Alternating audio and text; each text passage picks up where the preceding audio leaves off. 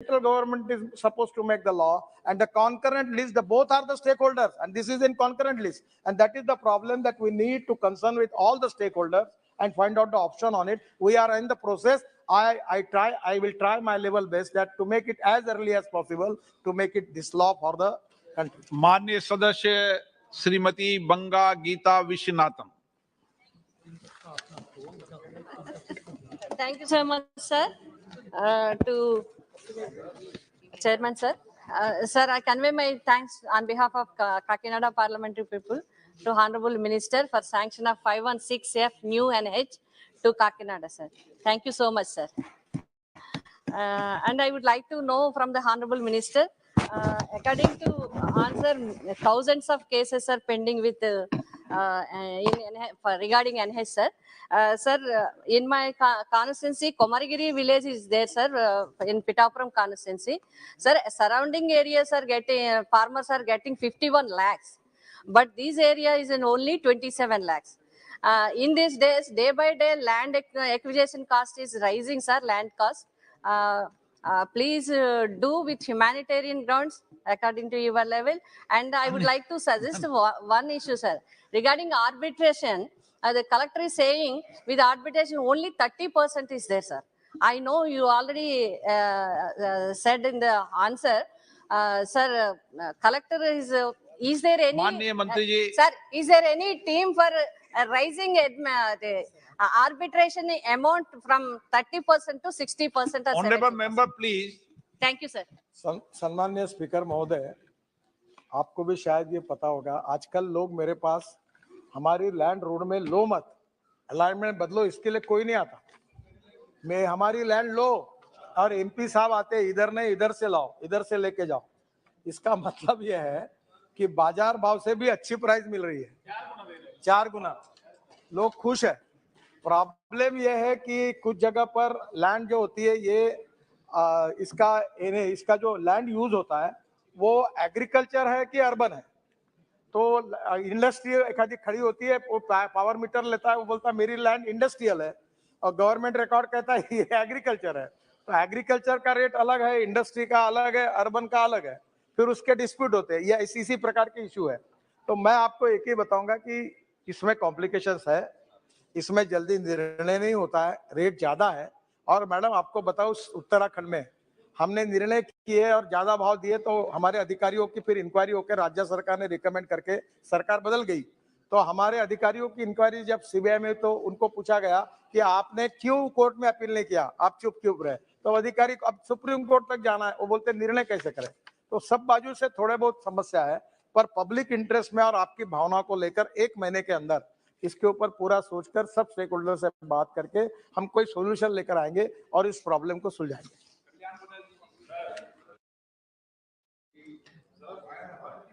Answer of the honorable minister regarding the payment of compensation. I have a very few. You see, in 2013 Act, Land Rehabilitation and Compensation Benefit, etc., that replacing the Land Acquisition Act, the Act came into force. Then the Act was amended when you have come into the power. Now there the compensation principles have been laid down. That's the compensation benefit has been given in the land acquisition cases. Why you are not extending that benefits which have been given in the land acquisition, land in 2013 Act, in the National Highways Act? If that principles have been laid down, then the problem will be resolved.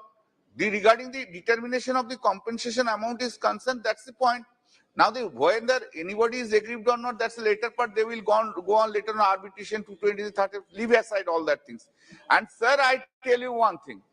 The most important questions in India is now in every compensation matter, any benefit is given, either state government or central government, they are without giving this compensation benefit to the land losers. Okay. They are more willing to go to the High Court and Supreme Court, reduce the litigations, give the benefits to them. Sir, that's my suggestion.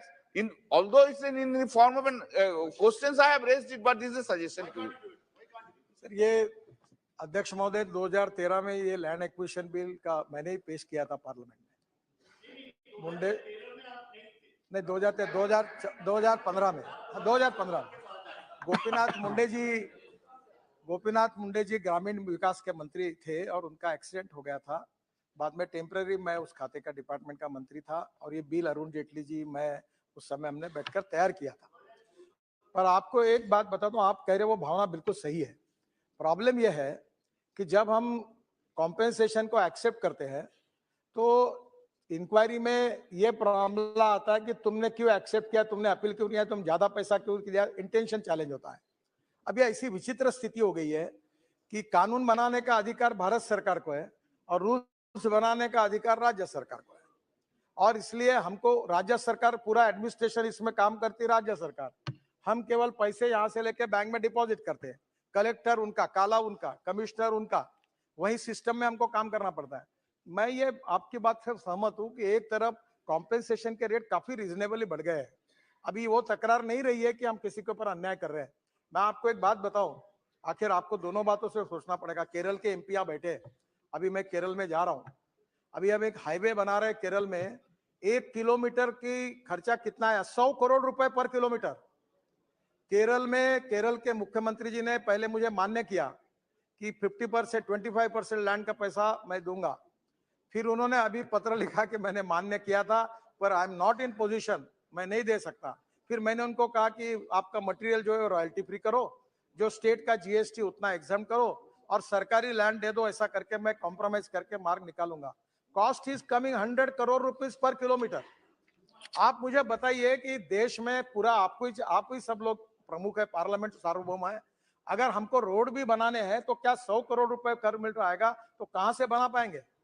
और इसलिए मेरा आपसे यही कहना है कि between the line हमें बराबर मार्ग निकालना पड़ेगा, जो टाइम बाउंड होगा, करप्शन फ्री होगा, किसी का स्टेक होल्डर का नुकसान नहीं होगा। मैं आपकी भावना से सहमत हूं और अच्छे इंटेंशन से काम करने के बाद अधिकारी भी अड़चन में नहीं आए तो मुझे लगता है we will find out the way out and you give me the suggestions. I am open for that. And after that, by taking suggestions from all the stakeholders, we will finalize the thing and we will come to the parliament and we will tell you. Question number 124, Sri N. Redam.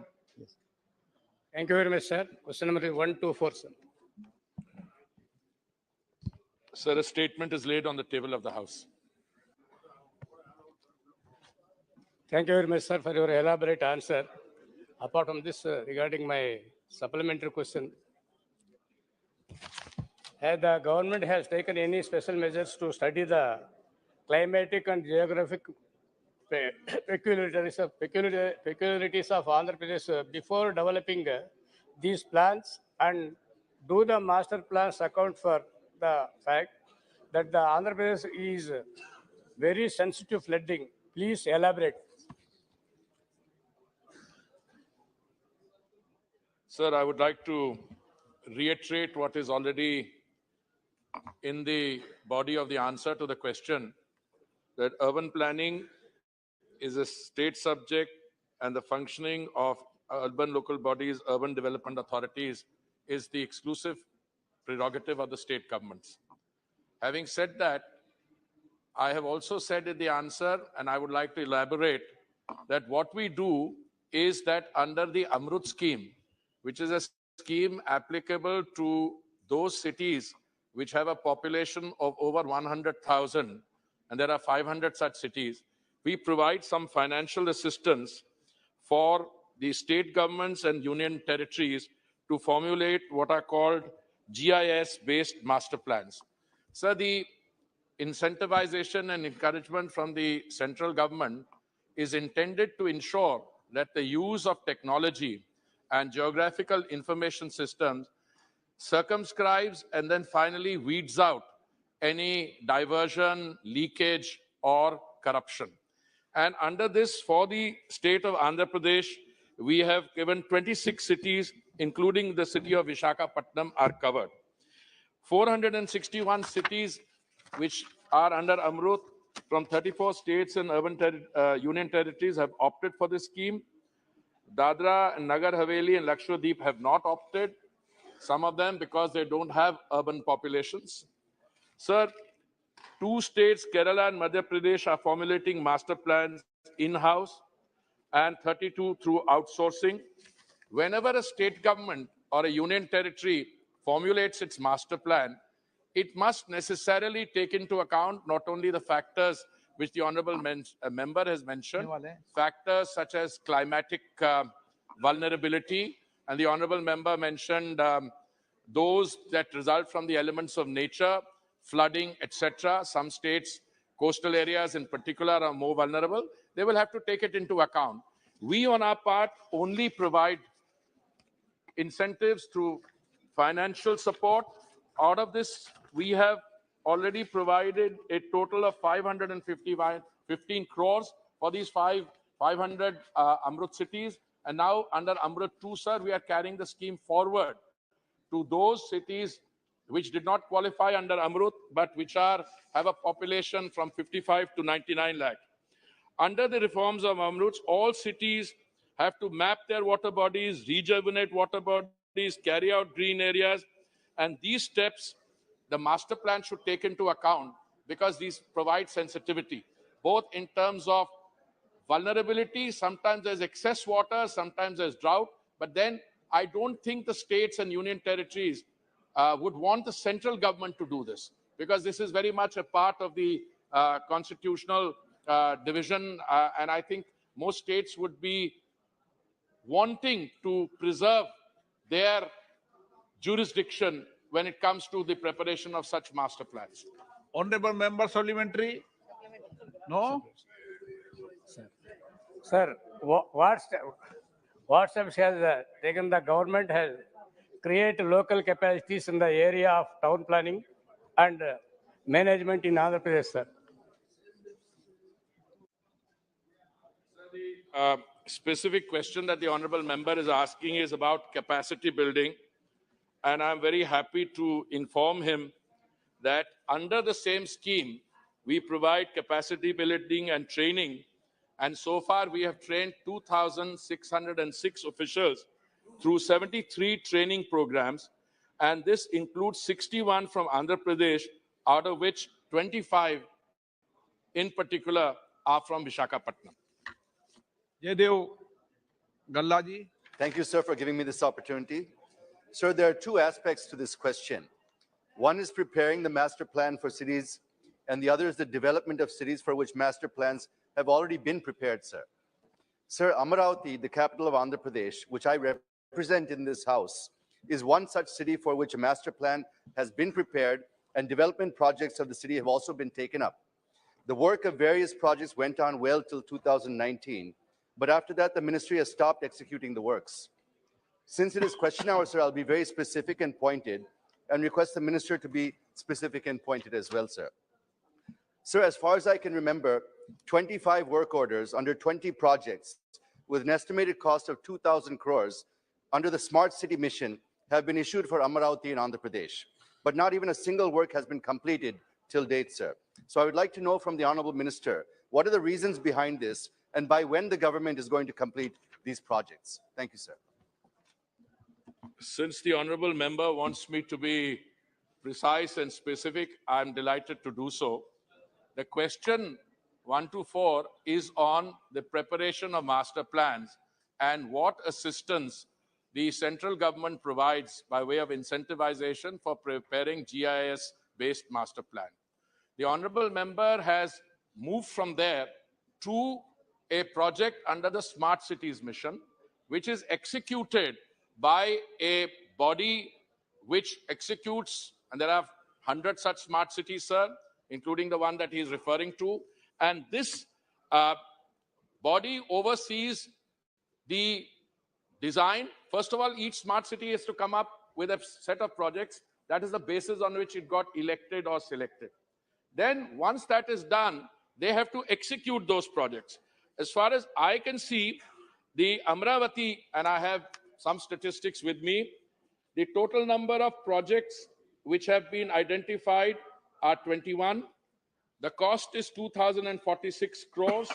The projects are ongoing, and the completion is, as he rightly says, leaves much to be desired. The financial progress, we have released 488 crores. The Government of India share transferred to the special purpose vehicle is 488 crores. State share transferred is 488 crores. Expenditure of the government of India is 488. Expenditure of the state is 290. The expenditure release is 80%. Insofar as the projects, their exact state physical, since this is not part of either the question or the, if I may respectfully submit to my friend, the honorable member, this was, when we come prepared for answering questions, we anticipate supplementaries. But this question is so far removed from what I had come prepared. I'd be very happy to invite him for a cup of tea or coffee, sit down with him. I will also call the whoever is the headmaster of the special purpose vehicle, and we will get the details and find out what the precise stage of each project is. Because Badruddin, whatever you Ajmal ji, prefer, and depending on the time of the day, if you'd like to come a little in the evening, we can organize that too. Sir मैं मंत्री जी से ये पूछना चाह रहा हूँ, मैं north east से गुवाहाटी से आता हूँ और गुवाहाटी जो है हमारा नॉर्थ ईस्ट का आप जा चुके हैं, वो गेटवे है, लेकिन उस शहर की जो हालत खराब है हजरत सर, वो बहुत बुरी हालत खराब में है। जरा सा बारिश हो जाती है, सेकंड फ्लोर थर्ड फ्लोर तक पानी चला जाता है। लास्ट ईयर तो रिकॉर्डेड बारिश हुई, किसी गली में जा नहीं सकते थे। आसाम के लोग इसके प्रमोट करेंगे कि उसको एक टूरिस्ट एरिया भी है, तो क्या मास्टर सर इसको मास्टर प्लान में लेंगे? या लिया है तो बहुत बहुत शुक्रिया, नहीं लिया है तो जरूर लेंगे, मुझे इसकी उम्मीद है। Sir, as I mentioned earlier, and I'm happy to reiterate, the preparation of the master plan is a function which is carried out by the state government. And I have no doubt that the state government, in the preparation of the master plan, will certainly factor in the points made about excessive rainfall or the climatic vulnerability, which we are all very familiar with. And I'm sure I would be happy to sit down with the honorable member and talk to the state government and find out what exactly is the state of preparation. I am told that the state government is still to prepare a management plan, aquifer water management plan under Amrut. So we are in touch with the state government precisely to do that. But my offer stands. I'll sit with the honorable member and with the state government representatives to find out what the stage of the preparation of that plan is. Shri Manikam Tagore ji. Sir, thank you so much, sir. Sir, in the reply, Honorable Minister has replied that master plans have been approved for 152 cities, and a draft GSI-based master plan has been formulated for 132 cities. Among these cities, how many are from Tamil Nadu? And whether for Madurai Corporation and Sivagasi Corporation, any master plan has been approved? How much Government of India has allotted for the two cities of Madurai and Sivagasi? And Sivagasi Corporation is the youngest corporation in Tamil Nadu. Therefore, I request the Honorable Minister to be a little generous on Sivagasi. Thank you. I would like to share with the honorable member that generosity by the central government should be taken as a given. We provide money for the country as a whole. So as I said, for the preparation of master plans in 500 cities, which are covered under the Amrut Yojana, we have provided, I think, if I remember offhand, a total of 631 crores or thereabouts. I stand to be corrected on the precise figure. Now, all the cities in Tamil Nadu, which are Amrut cities, have the option of availing of that facility. Insofar as whether Madurai or any other particular city has availed of this is something that I am in the process of ascertaining. And even whilst we speak, if I have the answer, I'd be happy to place it. Otherwise, I'd be happy to meet my friend and share that information, because I carry the broad framework, but this is a state government issue, whether they have, I know 461 have availed of it and they are under preparation. But whether a particular city has prepared it already or is in the pipeline, I'd be happy to share that. Question number 125, Shri K. Muralidharan. Question number 125, sir. Sir, a statement is laid on the table of the House. Sir, the petrol price in India was 7.41 per liter in May 2014. when the international 71. When the international crude oil price was US dollar 106.86 per barrel, but today the petrol price is more than 100 per liter. When the international crude oil price is US dollar 7.799 per barrel. 77. So 77.99 per barrel. I would like to know why the petroleum products price in India is not maintained or reduced in corresponding with the international crude oil price. I want to thank the honorable member for making it rather easy for me. I want to remind the honorable member that prices of petrol and diesel were deregulated in 2010 and 2014 respectively. We have on our own done a study of what happened in 2014, and we've done a study for 7 to 8 years, starting 2014. And I'd be happy to share those details with my friend. I don't know whether I have the study with me just now, but I can remember offhand. In the last 8 years, the increase has been the lowest since 1974. Because I know 1974 and 1973 because that's a time when I was the student in the university and I had the privilege of filling up on the bunk on a two-wheeler periodically. So today, typically what has happened is that international, because we are deregulated, the price of petrol at the bunk is determined by the cost of production as per the indices which are available, the cost of transportation, that is the freight, insurance charges, and the exchange rate, because you're paying in a dollar. Now, I don't know what today the dollar rate is X. In 1974, it was very different. Then you add to that the refiner's margin, dealer's margin, and then the central government excise and the state government's VAT. The central government, in order to maintain the price at the bunk at a reasonable level, reduced the excise duty on 2 occasions, in November 2021 and May of 2022. And I'm happy to inform you that some other states also reduced the VAT. Now we have a situation where some of the states, I'm not calling them BJP states because there are 1 or 2 others which have also reduced their VAT. Some of them are charging VAT at the rate of 17 rupees. Other non-BJP states are charging at 32 rupees. So there is a differential. When the honorable member was saying today the cost of petrol is 100 in some places, non-BJP states, in others it is 8-10 rupees cheaper.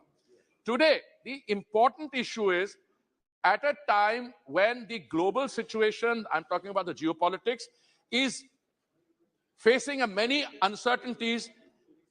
Let me give you the example of petrol prices. Petrol prices internationally went up by a large margin. They went up by percentages which are, sometimes 40% higher, 50%. In India, petrol price increased only 2% during that representative period between 21 and 22. Why? Because we reduced our excise. And we urged states also to reduce their VAT. Some did, some didn't. Now what has happened is that the ability to keep the price steady and allow the increase of petrol only at 2%, while internationally it went up by a very large percent, was because the OMCs, as good corporate citizens, took a loss. The OMCs, for instance, I have some figures here, which are very telling. At a time when they made the profit before tax of rupees 28,360 crores in H1 of financial year 2021-22, this is a profit before tax of 28,360 crores. These 3 companies, IOCL, BPCL, and HPCL, now in the H1 of the further year, they have booked a combined loss of 27,276 crore in H1. So it is a combination of the central government's reduction of excise at a time when we were going through a very difficult period and there were other expenditure liabilities, state governments reducing their VAT. So today, petrol prices in India are perhaps the lowest. I normally like to choose my words carefully because when I look at honorable members, they will then come up, no, here is so. I used to say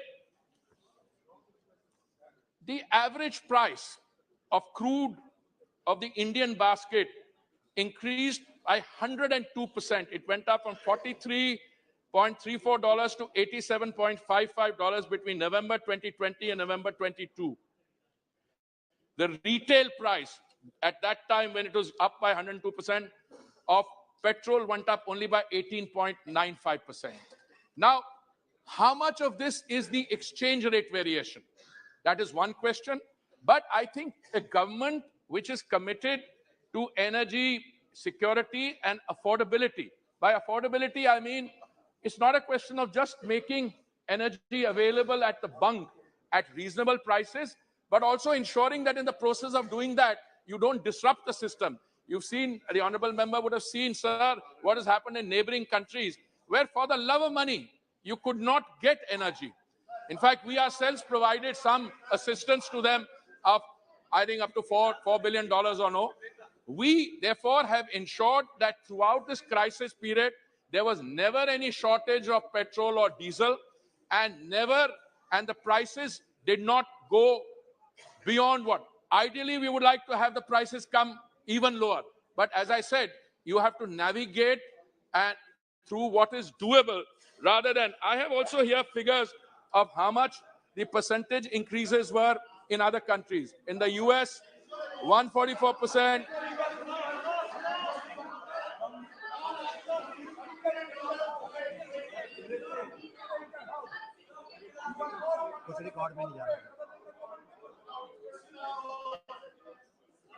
Honorable Mr. Speaker, sir, I am very happy to share details. And I'm also your disciple. I follow your instructions. I don't respond to things which are said when people are sitting. But let me say, I think this is an occasion where the honorable members सब दिया हुआ है. तो अगर मुझे आपको लगता है मुझे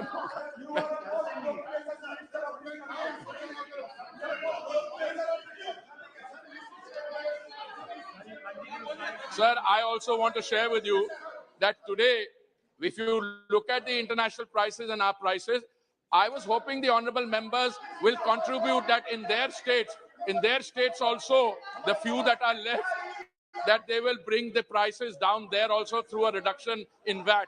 But I don't see that happening.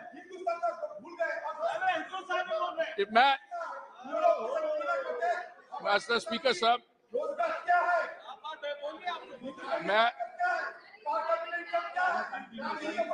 sir, the issue here is today when we are negotiating, we have reached to the point of the 5th largest economy. We will soon be the third largest.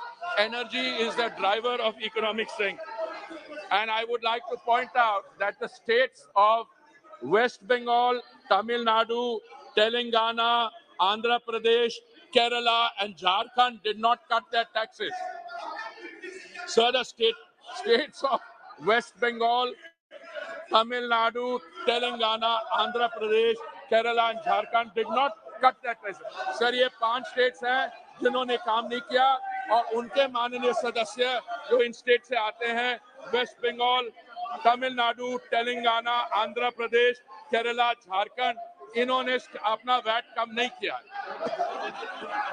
अरे मैं आपको request करूंगा, माननीय सदस्य अपनी state governments को कहें कि ये भी अपना वैट कम कर दें और फिर आपके स्टेट में ही वो दाम कम हो जाएगा और आपको यहाँ पे you can then join the mainstream celebration. वैट प्रश्नकाल समाप्त. इन स्टेट्स में प्रश्नकाल समाप्त. मंत्री जी प्रश्नकाल समाप्त.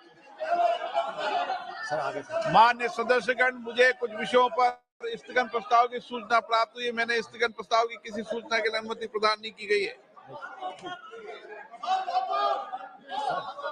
Item number 2, Shri V K Singh ji. V K Singh ji. Yes, because sir, Sir, with your permission, I rise to lay papers mentioned against my name at serial number 2 of the revised list of business.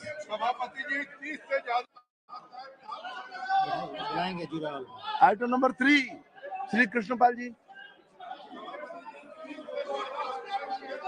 आपकी अनुमति से आज की संशोधित कार्यसूची में क्रम संख्या 3 मेरे नाम के सामने सूचीबद्ध दस्तावेजों को सदन के पटल पर रखता हूं।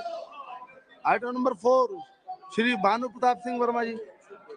सभापति महोदय, आपकी अनुमति से आज की संशोधित कार्यसूची में क्रम संख्या 4 पर मेरे नाम के आगे उल्लिखित कागजात को सदन के पटल पर रखता हूं।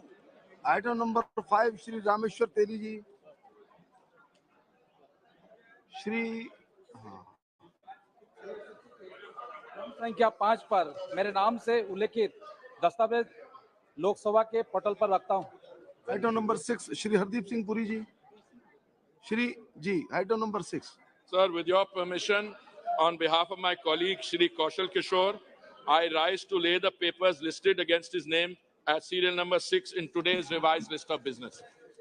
Item number 7, Shri John Varla ji. अध्यक्ष महोदय, मैं आपकी अनुमति से आज की संशोधित कार्यसूची में मेरे नाम के सामने क्रम संख्या 7 में उल्लिखित कागजात सदन के पटल पर रखता हूं।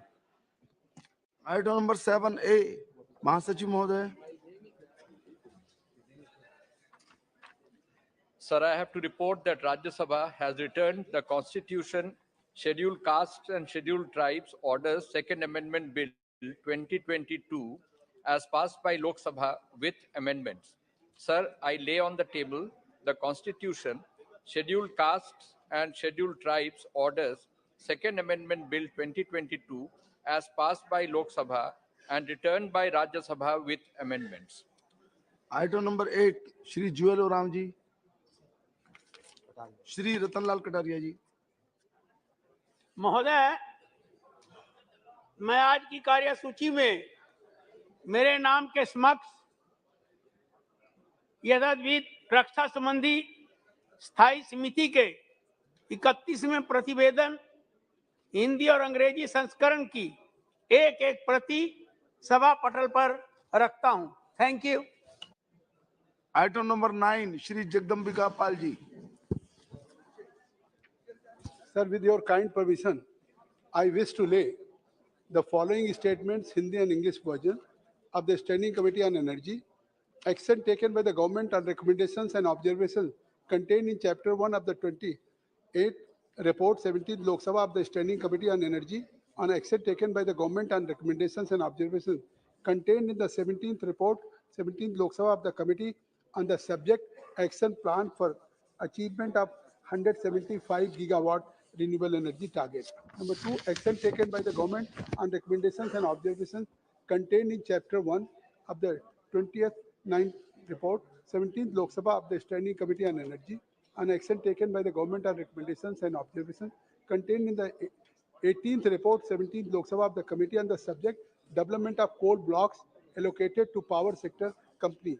Action taken by the government on recommendations and observations contained in Chapter 1 of the 30th Report 17th Lok Sabha of the Standing Committee on Energy on action taken by the government on recommendations and observations contained in the 19th Report 17th Lok Sabha of the Committee on the subject delay in execution and completion of power projects by power sector company. Thank you. Item number 10, Shri P.P. Chowdhury ji.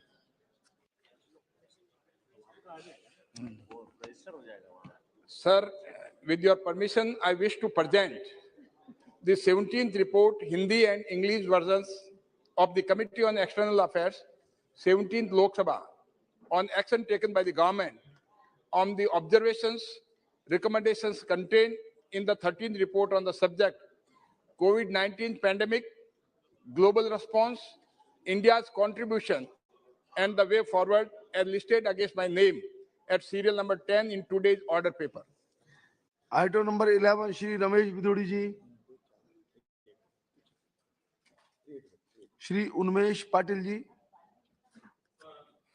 With your kind permission, I rise to present the 16th report, that is in English and Hindi version of the Standing Committee of Petroleum and Natural Gas, as listed against my name in today's list of business. Thank you. Item number 12, Shri Rajesh Verma ji. Sir, I seek leave the House to move the motion that this House to recommend to Rajya Sabha that Rajya Sabha do agree to elect one member from amongst the members of Rajya Sabha to associate with Committee on Welfare of Other Backward Classes for the unexpired portion of the term of the committee vice Shri Bishambar Prasad Nishad, retired from Rajya Sabha, and do communicate to this House the name of the member so elected to the committee. Thank you. प्रश्न है कि माननीय सदस्य द्वारा प्रस्तुत प्रस्ताव को स्वीकृत किया जाए। जो सदस्य के पक्ष में वो हाँ कहें, जो सदस्य के विरोध में वो ना कहें। मेरे विचार में निर्णय हाँ वालों के पक्ष में हुआ, हाँ वालों के पक्ष में हुआ, प्रस्ताव स्वीकृत हुआ। शून्य प्रहर देंगे, अवसर देंगे। श्री डॉक्टर वी कलानिधि जी, ओके, अभी okay, you will get the chance. पर कलानिधि साहब, मिस्टर कलानिधि, श्री उदय प्रताप सिंह जी, ओके, जी, अब बैठिए, अभी अवसर देते हैं, बैठिए। उदय प्रताप जी, जी, सिग्रीवाल जी, अब बैठिए प्लीज। माननीय सभापति महोदय,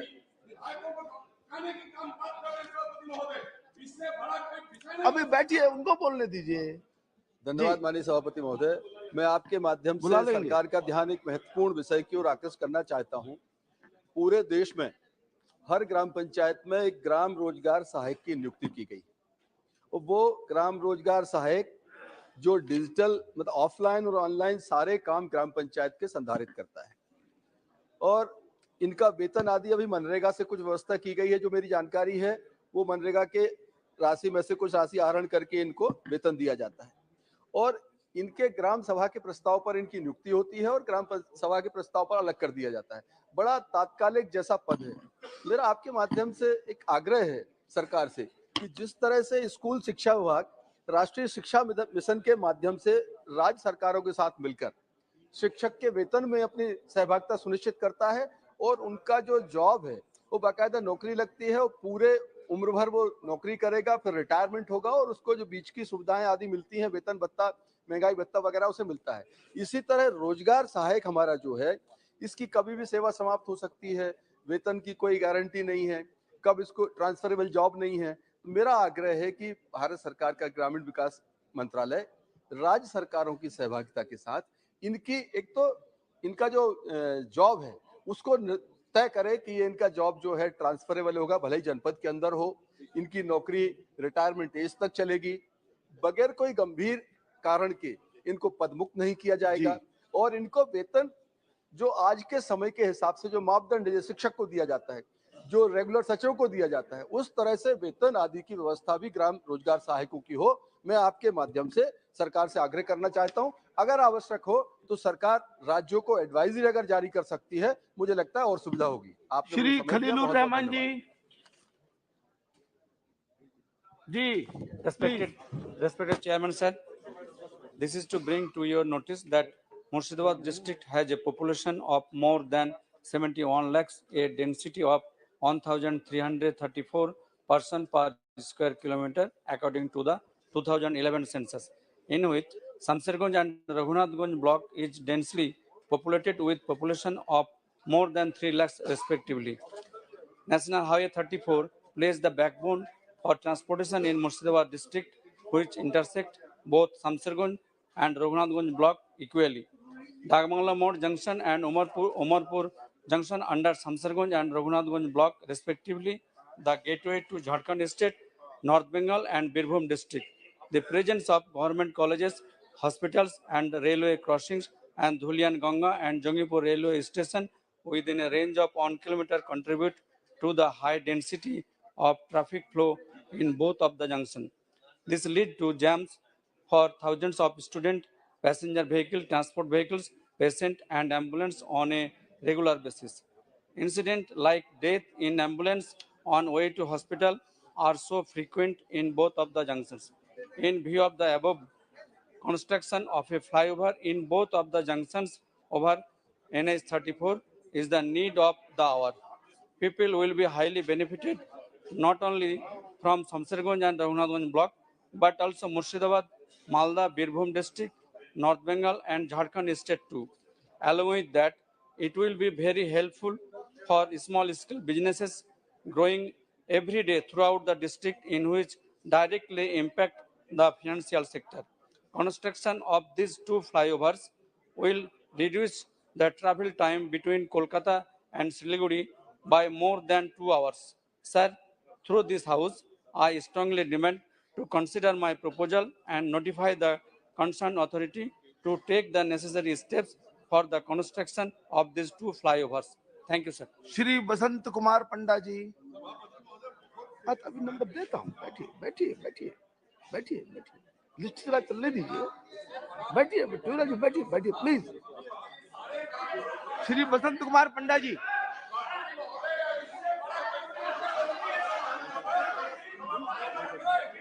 बसंत कुमार पंडा जी, कुछ रिकॉर्ड में नहीं जा रहा है, आपको आपको अवसर देंगे प्लीज। माननीय सभापति महोदय, मैं आपको बहुत बहुत धन्यवाद देता हूं, आभार व्यक्त करता हूं कि शून्यकाल के दौरान अभी मुझे बोलने का मौका मिला। मेरा लोकसभा क्षेत्र कालाहांडी और नयापारा जिला दोनों को मिला करके है और दोनों आकांक्षी जिले हैं। यहाँ से प्रतिदिन हजारों की संख्या में लोग चिकित्सा, उपचार, छुट्टियां मनाने के और शादी विवाह तो खरीदारी करने के लिए विशाखापट्टनम आना जाना करते हैं। कालाहांडी जिला विशाखापट्टनम शहर के ऊपर बहुत निर्भर है, लेकिन यहाँ से विशाखापट्टनम तक कोई सीधी ट्रेन नहीं है, जिसके लिए क्षेत्र के निवासियों को आवागमन में बड़ी कठिनाई होती है। इसीलिए कालाहांडी जिला के जूनागढ़ से विशाखापट्टनम के लिए प्रतिदिन एक डीएमयू ट्रेन आरंभ की जाए, जो सुबह जाए और शाम को वापिस आ जाए। एवं और निवेदन है कि नोआपाड़ा रेलवे स्टेशन, जो कि एक जिला मुख्यालय है, आकांक्षी जिला है, यहाँ पर दिल्ली आने के लिए समता एक्सप्रेस आती है लेकिन रुकती नहीं है, उसका स्टॉपेज किया जाए। लांजीगढ़ वेदांत एल्यूमिना फैक्ट्री का मुख्य रेलवे स्टेशन है, जहां पर हीराखंड एक्सप्रेस का भी स्टॉपेज की व्यवस्था की जाए। और आपके माध्यम से मैं माननीय मंत्री को निवेदन करता हूं कि ये मांगों पर विचार करें और तुरंत निर्णय लें। धन्यवाद। श्री संजय जायसवाल जी। बिहार में सरकार द्वारा प्रायोजित 37 हत्याएं हुई हैं। बिहार में शराबबंदी है और 2016 से हम लगातार यह उठाते रह रहे हैं कि यह पूरा पुलिस के मदद से, पुलिस के द्वारा प्रायोजित जहरीली शराब और शराब का पूरे बिहार में घर घर वितरण हो रहा है। माननीय मुख्यमंत्री जी संज्ञान नहीं लेते हैं और यह कहते हैं जो शराब पिएगा मरेगा, जो शराब पिएगा वो मरेगा, जो शराब पिएगा वो जेल जाएगा और जो शराब बेचेगा वह हमारा टिकट पाएगा, हमारा उम्मीदवार होगा। पुलिस पर कोई कार्रवाई नहीं होगी, किसी सीनियर अफसर पे आज तक कोई कार्रवाई नहीं हुई है। इस 37 हत्याओं का जिम्मेवार बिहार सरकार है और इस तरह की 15 से ज्यादा घटनाएं बिहार में हो चुकी है जो मीडिया के सामने है। इसके अलावा प्रतिदिन 3-4 व्यक्तियों की हत्याएं होती है। पुलिस कहता है कि तुम्हारा पूरा खानदान को हम जेल भेज देंगे अगर तुम इस बात को बाहर जारी करोगे। मेरा आपके माध्यम से अनुरोध होगा कि कृपया कर, एक तो नीतीश कुमार जी जिस तरह से विधानसभा में बात करते हैं वह मानसिक संतुलन खो चुके हैं। केंद्र सरकार को बिहार की कानून व्यवस्था पे संज्ञान में लाना चाहिए और इन 37 हत्याओं का जिम्मेवार महागठबंधन की बिहार सरकार के ऊपर शीघ्र कार्रवाई भी करनी चाहिए और उन पुलिस अफसरों पे कार्रवाई करनी चाहिए जो शराब बेचने वाले हैं। वह सैकड़ों करोड़ के मालिक हो गए। जो शराब के साथ जो ये पुलिस प्रायोजित है, पुलिस 10,000 करोड़ कमा चुकी है। इन सभी पर और मुख्यमंत्री पर कार्रवाई होनी चाहिए। मेरा आपके माध्यम से सरकार से स्लिप भेज दीजिए जो संबद्ध करना चाहते प्लीज। प्लीज बोल दिया है। कसमाजी धन्यवाद अध्यक्ष महोदय। स्लिप भेज दीजिए। अध्यक्ष महोदय, भारत सरकार द्वारा पावर मिनिस्ट्री की 2000 जुलाई 21 के अंदर एक नई स्कीम लॉन्च करी गई। जिस स्कीम का नाम revamp distribution sector reform scheme RDSS scheme है, जिसका बजट का प्रावधान लगभग 3 लाख करोड़ के आसपास है। इस स्कीम का मकसद यही था कि जो स्टेट्स के अंदर पावर सेक्टर में जो डिस्ट्रीब्यूशन लॉसेज हैं, इंफ्रास्ट्रक्चर को मजबूत करना है, उसको भी पैसा खर्च किया जाए। सर, मेरा आपके माध्यम से ये अनुरोध है कि राजस्थान सरकार को भी इस स्कीम के तहत 8,500 करोड़ रुपए का बजट सैंक्शन हुआ है, पर जुलाई 2021 की लॉन्च हुई स्कीम आज तक राजस्थान में पूर्णतः लागू नहीं हुई। और इसी स्कीम का एक बहुत बड़ा पार्ट ये भी था कि इस स्कीम के अंदर एक डिस्ट्रिक्ट इलेक्ट्रिसिटी कमेटी बनानी थी, जिसका अध्यक्ष एक सांसद होता है।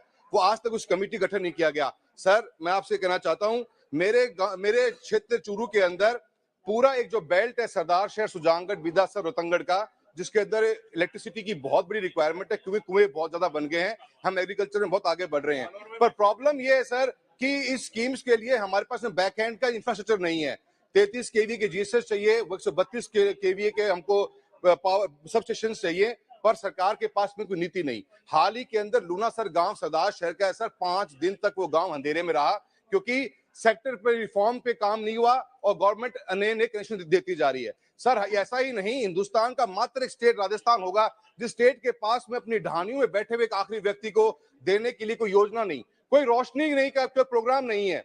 मेरी कॉन्स्टिट्यूएंसी अकेले में 18,000 प्लस इलेक्ट्रिसिटी के नए कनेक्शंस की डिमांड है। स्टेट गवर्नमेंट सोई हुई है। सर, लास्ट में कहना चाहता हूं, इस महत्वपूर्ण योजना को लागू किया जाए। मेरा सरकार से अनुरोध है, जो डीसी बनानी है, डीसी ही पे एक प्लान बनाएगी कि कहां पे हमें इंफ्रास्ट्रक्चर पैसा खर्च करना है। मैं सरकार से अनुरोध करता हूं कि राजस्थान सरकार को बाध्य किया जाए और ये 8,500 करोड़ रुपए जो भारत सरकार ने दिए हैं, उसकी उनको आप उनका यूज कर सके, ऐसे आपसे उम्मीद करता हूं। Thank you, Chairman, sir. Sir, Ministry of Railways had announced to redevelop 12 stations in Odisha to international standards with superior passenger amenities, and a memorandum of understanding was also signed in 2019 between Bhubaneswar Development Authority and East Coast Railway Zone to construct a world-class station building at Bhubaneswar. However, for the remaining 11 stations, which includes my parliamentary constituency station Barampur and also Cuttack, Jharsuguda, Bhadrak, more important stations, sir, there is no development for construction and development activities. Sir, I therefore request the Honorable Minister to prepare an action plan and allocate funds for the proposed development works in the remaining 11 stations, as more than 3 years have been passed and the expectations of people of Odisha have not been fulfilled so far. Thank you, sir. Adhir Ranjan Chowdhury ji. Sir, मैं एक छोटा सा मुद्दा उठाना चाहते हैं, सरकार से ये मांग भी करूंगा। ये सरकार इस विषय पे एक श्वेत पत्र भी सदन में पेश करे। सर, आज की इंडियन एक्सप्रेस अगर देखे तो शुरू में लिखे जाते हैं कि एम्स में जो साइबर अटैक हुई थी, वो अटैक चीन से हुआ था। सर, इस पेपर में ये भी लिखा गया कि जब हमारे सीमा में झड़प होते हैं, चीन जब हमलावर होते हैं हमारे ऊपर, तब आज की हिंदुस्तान की सरकार लाल आंख दिखाने के बदले चीन से सारे आयात बढ़ा दिए हैं, चीन से आयात बढ़ा दिए हैं सर। तो ये सर, ये देखते हुए हमें लगता है कि ये सरकार की मंशा क्या है। सर देखिए सर, अमेरिका के साथ हमारा जो ट्रेड होते हैं सर, उसमें हमारे गिरावट आते हैं, लेकिन चीनी के साथ हमारा जो ट्रेड होता है वो चीनी फायदेमंद होते हैं सर। तो जब चीनी सरकार हम पे हमला कर रहे हैं, हिंदुस्तान की तबाह करने का कोशिश कर रहे हैं, तो चीन की मदद करने की क्या जरूरत है? कुमार सरकार से पूछना चाहते हैं। नहीं, हमारे कुमार सिंह जी, श्री सुशील कुमार सिंह।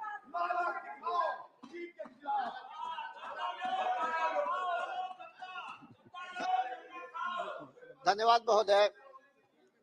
हमारे बिहार में दीजिए ना, आप जानते हैं चर्चा का क्या तरीका है। चर्चा के लिए अनुरोध कीजिए, बीएससी में let it be decided, please. आप तो जानते हैं, बोलिए। मेरे बिहार में, दक्षिण बिहार में या उत्तर बिहार में भी, पूरे बिहार में इस वर्ष अनावृष्टि के चलते धान की फसल मारी गई, अकाल की स्थिति आ गई। उसके बाद जहां जहां नहर थे, नहर की सुविधा थी सिंचाई की, या पंप के माध्यम से जिन किसानों ने किसी तरह से धान की रोपाई का काम किया भी, उसमें भी एक मधुआ नाम का रोग लगा और उनकी फसल पूरी तरह से नष्ट हो गई। तो वैसे किसानों का तो दोहरा नुकसान हुआ, जिन लोगों ने धान की रोपनी में जुताई, कुड़ाई, फर्टिलाइजर वगैरह में अपना सारा खर्चा कर दिया। महोदय, आपके माध्यम से मैं कहना चाहता हूं कि बिहार में केंद्र सरकार द्वारा चलाई जा रही फसल बीमा योजना लागू नहीं है, जिसके चलते किसानों को बीमा नहीं मिल पाता। और बिहार सरकार की स्थिति यह है, बिहार सरकार से तो कोई उम्मीद नहीं है। बिहार सरकार तो जहरीली शराब पिलाकर सामूहिक हत्याएं करा रही है। इसलिए बिहार सरकार से कोई उम्मीद नहीं है वहां के किसानों को कि वो उनको राहत पहुंचाएगी, वो मदद करेगी। वहां तो फसल बीमा योजना लागू ही नहीं है। इसलिए मेरा आपके माध्यम से भारत सरकार से ये मांग होगा कि जिन किसानों का फसल मधुआ रोग से बर्बाद हुआ, उनको मुआवजा, उनका कंपनसेशन भारत सरकार के माध्यम से दिया जाए। ये मैं आपके माध्यम से भारत सरकार से मांग करना चाहता हूँ। साहब का संरक्षण चाहिए सर। सर आपका संरक्षण चाहिए सर। ऑनरेबल चेयरमैन साहब, ऑनरेबल चेयरमैन साहब, मैं उस राज्य से आता हूं जिस राज्य में सिर्फ 1% सरफेस वाटर है। आदरणीय प्रधानमंत्री जी ने तय किया है कि जल जीवन मिशन के द्वारा उन्होंने हमारी प्रांत की सरकार को, मतलब वर्तमान की कांग्रेस की सरकार को 2022-23 में 13,328 करोड़ रुपए दिए। वर्तमान में खाली 19% की जो इनका जो पैसा लगा है, खाली 19% पैसा लगा है। मैं उस क्षेत्र से आता हूं जो 12 झालावाड़ है। 12 झालावाड़ का जो क्षेत्र है वो एस्पिरेशन डिस्ट्रिक्ट से आता है। मेरे क्षेत्र में एक बड़ा डैम बनने जा रहा है। वर्तमान की सरकार ने उसको 906 गांव में पानी पहुंचने की आवश्यकता है। वहां के वर्तमान के सरकार ने 2 साल की एलोकेशन बढ़ाने की बात बोली है। मैं आपसे आग्रह करता हूं कि झालावाड़ जो एस्पिरेशन डिस्ट्रिक्ट है, इसमें वर्तमान सरकार ने अपने नंबर एलोकेशन बढ़ाने के लिए, सरकार के नंबर को अच्छे करने के लिए, इन्होंने सबको एक मधुर वातावरण करने के लिए उन्हें बात रखी है। पर वास्तविक स्थिति यह है कि वर्तमान स्थिति इतनी खराब हो गई है कि हमारी राज्य सरकार ने जो काम करना था वो पूरा अब तक नहीं किया है।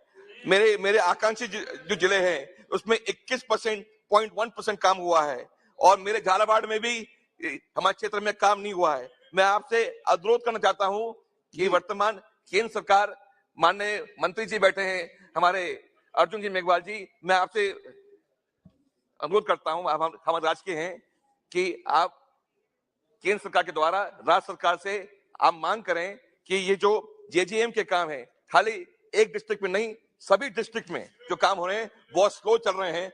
इसमें काम किए करके हमारे आकांक्षी जो जिले हैं जिसमें जैसे मैं आता हूं उसको क्षेत्र को आप वहां काम करने की डॉक्टर अमर सिंह जी। धन्यवाद सभापति जी। आज मेरा टॉपिक हलवारा इंटरनेशनल एयरपोर्ट ਨੂੰ ਜਲਦੀ ਪੂਰਾ ਕਰਨ ਲਈ ਹੈ। ਸਰ, ਇਹ ਹਲਵਾਰਾ ਮੇਰੀ ਪਾਰਲੀਮੈਂਟਰੀ ਕੰਸਟੀਚੁਐਂਸੀ ਚ ਰਾਏਕੋਟ ਸਬ ਡਿਵੀਜ਼ਨ ਵਿੱਚ ਇਹ ਸਿਚੁਏਟਡ ਹੈ ਔਰ ਪੁਰੀ ਸਾਹਿਬ ਆ ਗਏ ਆ। ਮੈਂ ਇਹਨਾਂ ਦਾ ਧੰਨਵਾਦ ਕਰਨਾ ਚਾਹੁੰਦਾ। 2018 ਚ ਇਹਨਾਂ ਨੇ ਉਡਾਨ ਸਕੀਮ ਚ ਇਹਨੂੰ ਅਪਰੂਵ ਕੀਤਾ ਸੀ, ਪੰਜਾਬ ਗਵਰਨਮੈਂਟ ਸਾਡੀ ਸਰਕਾਰ ਸੀ ਔਰ ਉਹਦਾ ਕੰਮ ਬਹੁਤ ਵਧੀਆ ਚੱਲ ਰਿਹਾ ਸੀ। जनवरी 22 ਚ ਮੈਂ ਉਹਦੇ ਟਰਮੀਨਲ ਬਿਲਡਿੰਗ ਦਾ ਉਦਘਾਟਨ ਕੀਤਾ, ਪਰ ਮਾਰਚ ਵਿੱਚ ਨਵੀਂ ਸਰਕਾਰ ਬਣ ਗਈ ਆਮ ਪਾਰਟੀ ਦੀ। ਸਰ, ਉਹਨਾਂ ਨੇ ਉਸੇ ਵੇਲੇ ਉਹਦਾ ਹਰਿਆਣਾ ਹਲਵਾਰਾ ਇੰਟਰਨੈਸ਼ਨਲ 에ਅਰਪੋਰਟ ਦਾ ਕੰਮ ਬੰਦ ਕੀਤਾ ਅਸੀਂ ਮੈਂ ਫਿਰ ਸਿਵਲ ਐਵੀਏਸ਼ਨ ਮਿਨਿਸਟਰ ਜੋਤੀਰਾਜ ਸਿੰਧੀਆ ਜੀ ਨੂੰ ਬੇਨਤੀ ਕੀਤੀ ਆ ਕਿ ਸਾਹਿਬ ਤੁਸੀਂ ਆਪ ਉਹ 40-50 ਕਰੋੜ ਰੁਪਈਆ ਲਗਾ ਦਿਓ, ਉਹਨਾਂ ਨੇ ਗੱਪਾਂ ਮਾਰਨੀਆਂ, ਕਰਨਾ ਨਹੀਂ ਆ। ਹੁਣ ਸਰ ਉਹਨਾਂ ਦੇ ਲੀਡਰ ਜਿਨ੍ਹਾਂ ਦਾ ਕੋਈ ਇਲਾਕੇ ਨਾਲ ਤਾਲੁਕ ਨਹੀਂ ਹੈ, ਨਾ ਰਾਏਕੋਟ ਨਾਲ ਨਾ ਫਤਿਹਗੜ੍ਹ ਨਾਲ, ਉਹ ਬਿਆਨ ਦੇ ਰਿਹਾ ਕਿ ਅਸੀਂ ਬਣਵਾਵਾਂਗੇ। ਪਰ ਮੈਂ ਕੇਂਦਰ ਸਰਕਾਰ ਨੇ, ਇਹ ਕੇਂਦਰ ਸਰਕਾਰ ਦਾ ਪ੍ਰੋਜੈਕਟ ਹੈ, ਪੰਜਾਬ ਸਰਕਾਰ ਦਾ ਕੋਈ ਕੋਆਪਰੇਸ਼ਨ ਨਹੀਂ ਮਿਲ ਰਿਹਾ। ਮੈਂ ਬੇਨਤੀ ਕਰਨਾ ਚਾਹੁੰਦਾ ਕਿ ਆਪਣੇ ਕੰਟਰੋਲ ਚ ਲੈ ਕੇ ਹਲਵਾਰਾ ਇੰਟਰਨੈਸ਼ਨਲ, ਕਿਉਂਕਿ ਉਹ 2 ਸੈਂਟਰ ਪੁਆਇੰਟ ਆ ਸਾਰੇ ਪੰਜਾਬ ਦਾ, ਲੁਧਿਆਣਾ ਬਿੱਟੂ ਜੀ ਦਾ ਇਲਾਕਾ ਨਾਲ ਲੱਗਿਆ ਹੋਇਆ, ਬਹੁਤ ਹੀ ਇੰਪੋਰਟੈਂਟ ਪ੍ਰੋਜੈਕਟ ਆ। ਉਹਨੂੰ ਪੰਜਾਬ ਸਰਕਾਰ ਤੇ ਨਾ ਛੱਡਿਆ ਜਾਵੇ, ਕੇਂਦਰ ਸਰਕਾਰ ਆਪਣੇ ਖਾਤੇ ਚੋਂ 40 ਕਰੋੜ ਰੁਪਈਆ ਦੇ ਕੇ ਉਹਨੂੰ ਬਣਵਾ ਦਿਓ, ਇਹ ਮੈਂ ਬੇਨਤੀ ਕਰਨਾ ਚਾਹੁੰਦਾ। जी Respected Speaker sir, I would like to raise an important issue: gender discrimination practiced in the Indian Armed Forces. The Supreme Court, in its judgment in the Secretary Ministry of Defence versus Babita Punia and others, directed the Union government to ensure equal opportunity to women in receiving permanent commission in Indian Army.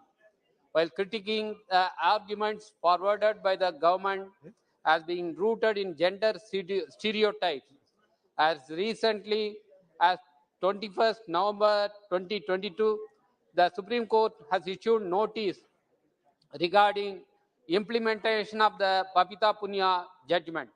In light of the same, I humbly request the steps be taken to substantially implement the Babita Punia judgment in the functioning of the Indian Armed Forces. In light of the most recent case in the Supreme Court regarding withholding of selection boards for promoting women officers while allowing junior male officers to supersede them, it is requested that this practice be terminated immediately, as it goes against the judgment in Babita Punia.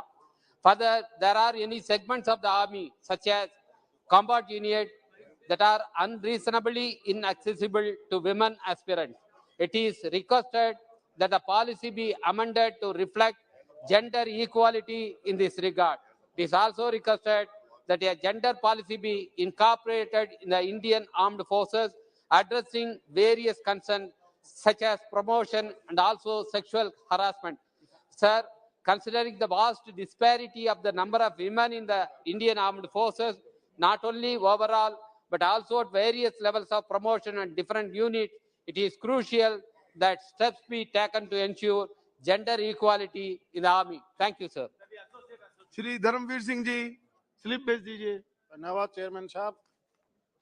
मेरा लोकसभा क्षेत्र राजस्थान के 6 डिस्ट्रिक्टों के साथ लगता है: हनुमानगढ़, चूरू, जयपुर, सीकर, झुंझुनू।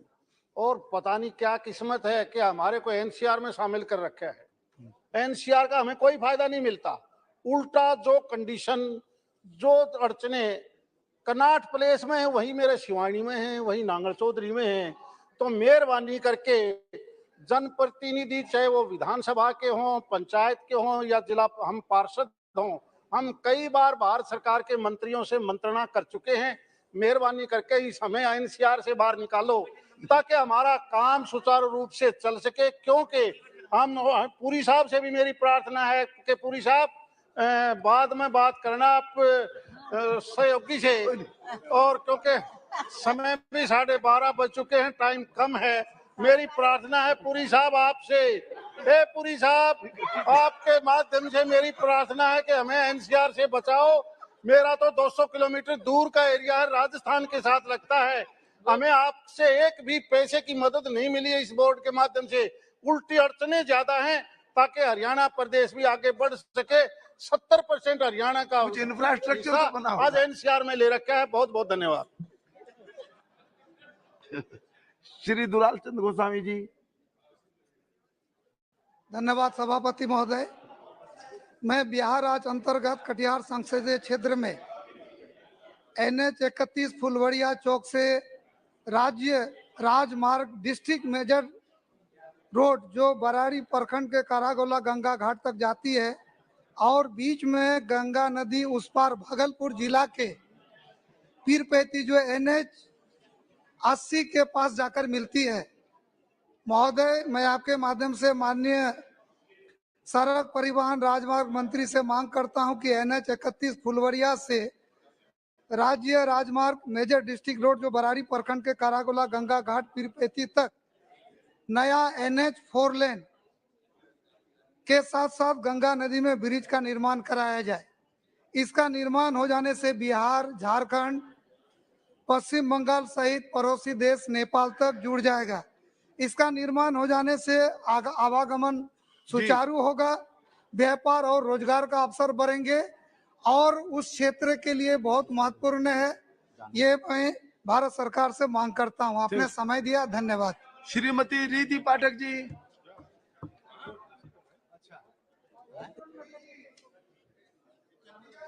धन्यवाद अध्यक्ष महोदय। सभापति महोदय, आज का ये विषय मैं अपने क्षेत्र की बहुत पुरानी समस्या को लेकर फिर से उपस्थित हुई हूँ, जो सबसे बड़ी परियोजना है और बहुत पुरानी परियोजना है, और इस परियोजना के कारण हमारे सीधी जिले का सपना साकार होगा, रेल का सपना। आज तक मेरे संसदीय क्षेत्र के सीधी जिले में रेल नहीं पहुंची है सभापति महोदय, लेकिन उससे भी बड़ी जो कठिनाई आज हम सबके समक्ष आ रही है, ललितपुर सिंगरौली रेल परियोजना मेरे संसदीय क्षेत्र सीधी के लिए बहुत बड़ी महत्वाकांक्षी परियोजना है सभापति महोदय। क्षेत्रवासियों के वर्षों की आशाएं जुड़ी हुई हैं और सनिवेदन में आपको अवगत कराना चाहती हूं कि उक्त परियोजना में भू अधिग्रहण के बदले रोजगार हेतु सन 2010 में जब हमारे क्षेत्र के लोगों की जमीनें ली गई थी, तो उसके तहत कम से कम 2086 लोगों ने आवेदन किया था सभापति महोदय, और जिसमें मात्र अभी तक 1153 लोगों को रोजगार मिल पाया है। मैं आपको अवगत कराना चाहती हूँ, माननीय रेल मंत्री के भी संज्ञान में ये विषय लाना चाहती हूँ। कल मैं उनसे मिलकर मैंने अपना आवेदन दिया था उन्हें, और आग्रह भी किया था अपने क्षेत्रवासियों की तरफ से कि 11/11/2019 में जब उन्होंने एक आदेश रेल बोर्ड की तरफ से जारी किया था, तो उस आदेश के तहत मेरे इस परियोजना में जिनकी भू अधिग्रहित हुई थी उनको नौकरियां दी जा रही थी। लेकिन अब पता नहीं क्या हुआ, मुझे नहीं पता। मैं माननीय नरेंद्र भाई मोदी जी को भी आग्रह करना चाहती हूँ, अश्विनी वैष्णव जी को भी आग्रह करना चाहती हूँ, जो इतना बड़ा मंत्रालय देख रहे हैं, रेल का मंत्रालय, और मैं उनसे ये निवेदन करना चाहती हूँ कि भू अधिग्रहण के बदले में नौकरियां ना बंद की जाए, रोजगार दिया जाए, क्योंकि बड़े ही कठिनाई से जो किसान हैं, जो युवा हैं, उनका परिवार, सब लोग इस प्रतीक्षा में हैं कि किस तरह से हमें इस परियोजना के बदले जो जमीनें गई हैं उसमें नौकरियां मिलेगी। इसलिए मैं अपने पूरे संसदीय क्षेत्र की ओर से, वहां के सांसद होने के नाते और इस सदन की सदस्य होने के नाते मैं आग्रह करती हूं आपके माध्यम से आदरणीय नरेंद्र भाई मोदी जी को, हमारी सरकार को, माननीय रेल मंत्री जी को, कि भू अधिग्रहण के बदले ललितपुर सिंगरौली रेलवे परियोजना में हमारे युवाओं को रोजगार प्रदान किया जाए। श्री राजीव प्रताप रूडी जी। ये मेरा लॉटरी में अध्यक्ष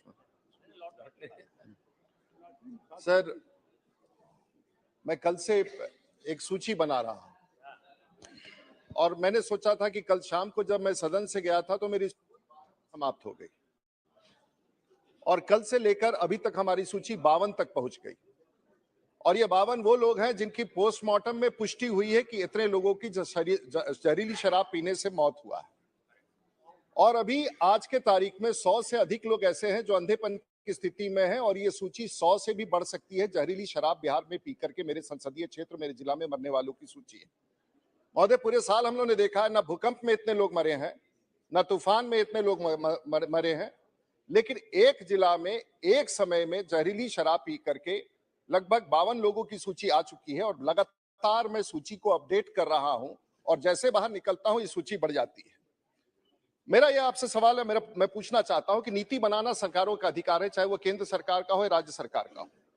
बिहार सरकार ने अगर शराबबंदी की नीति बनाई है तो नीति का अनुपालन भी करना उसी का जिम्मेवारी है, और नीति का अनुपालन नहीं होता है और लोग इस जहरीली शराब से मरते हैं तो उसका भी दायित्व उसी राज्य सरकार का है जो अपने आप उस नीति का अनुपालन नहीं करती है। पूरा का पूरा दायित्व इन गरीब लोगों के मरने वालों की जो सूची हमारे पास है उसका दायित्व है। महोदय, ये जो सूची हमारे पास है, इस सूची समाप्त नहीं हुई है। इसमें वो तमाम जाति के लोग हैं जिसके बारे में बिहार सरकार रोज कहती है कि हम इन गरीबों का पिछड़ा, अति पिछड़ा, दलित, महादलित की बात करती है, और मरने वाले में सबसे अधिक उन गरीबों की सूची है जो बिहार में हमारी सरकार, जो वहां की सरकार है, वो दावा करती है। और ये गरीबी का मार के साथ साथ जहरीली शराब का मार बिहार में इन गरीबों पर पड़ रहा है। और आखिर इसका उत्तर कौन देगा? महोदय, चाहे वो मशरक हो, चाहे मरहोड़ा हो, चाहे अमनौर हो, चाहे ईश्वरपुर हो, चाहे नगरा हो, ये पूरा का पूरा जिला।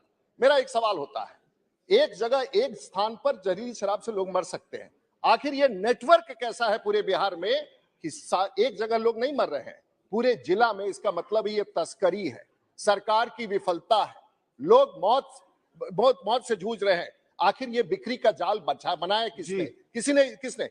राजनीति छोड़िए महोदय, संवेदना तो होता है राजनीति में, कोई ना कोई तो उत्तर देगा कि इन गरीबों के मौत का जिम्मेवार कौन है। मैं सरकार से मांग करता हूं कि सर, बिहार की स्थिति बहुत खराब है और ये स्थिति इतनी खराब है, अगर इस सदन को संवेदना ना जगे, 100 लोग मर जाए, पूरे दुनिया में आज के तारीख में 100 लोग इस प्रकार से नहीं मर जाते हैं, तो कहीं ना कहीं बड़ी विफलता है। मेरा मांग है सरकार से और गृह मंत्री जी से कि अविलंब सेंट्रल टीम भेजी जाए।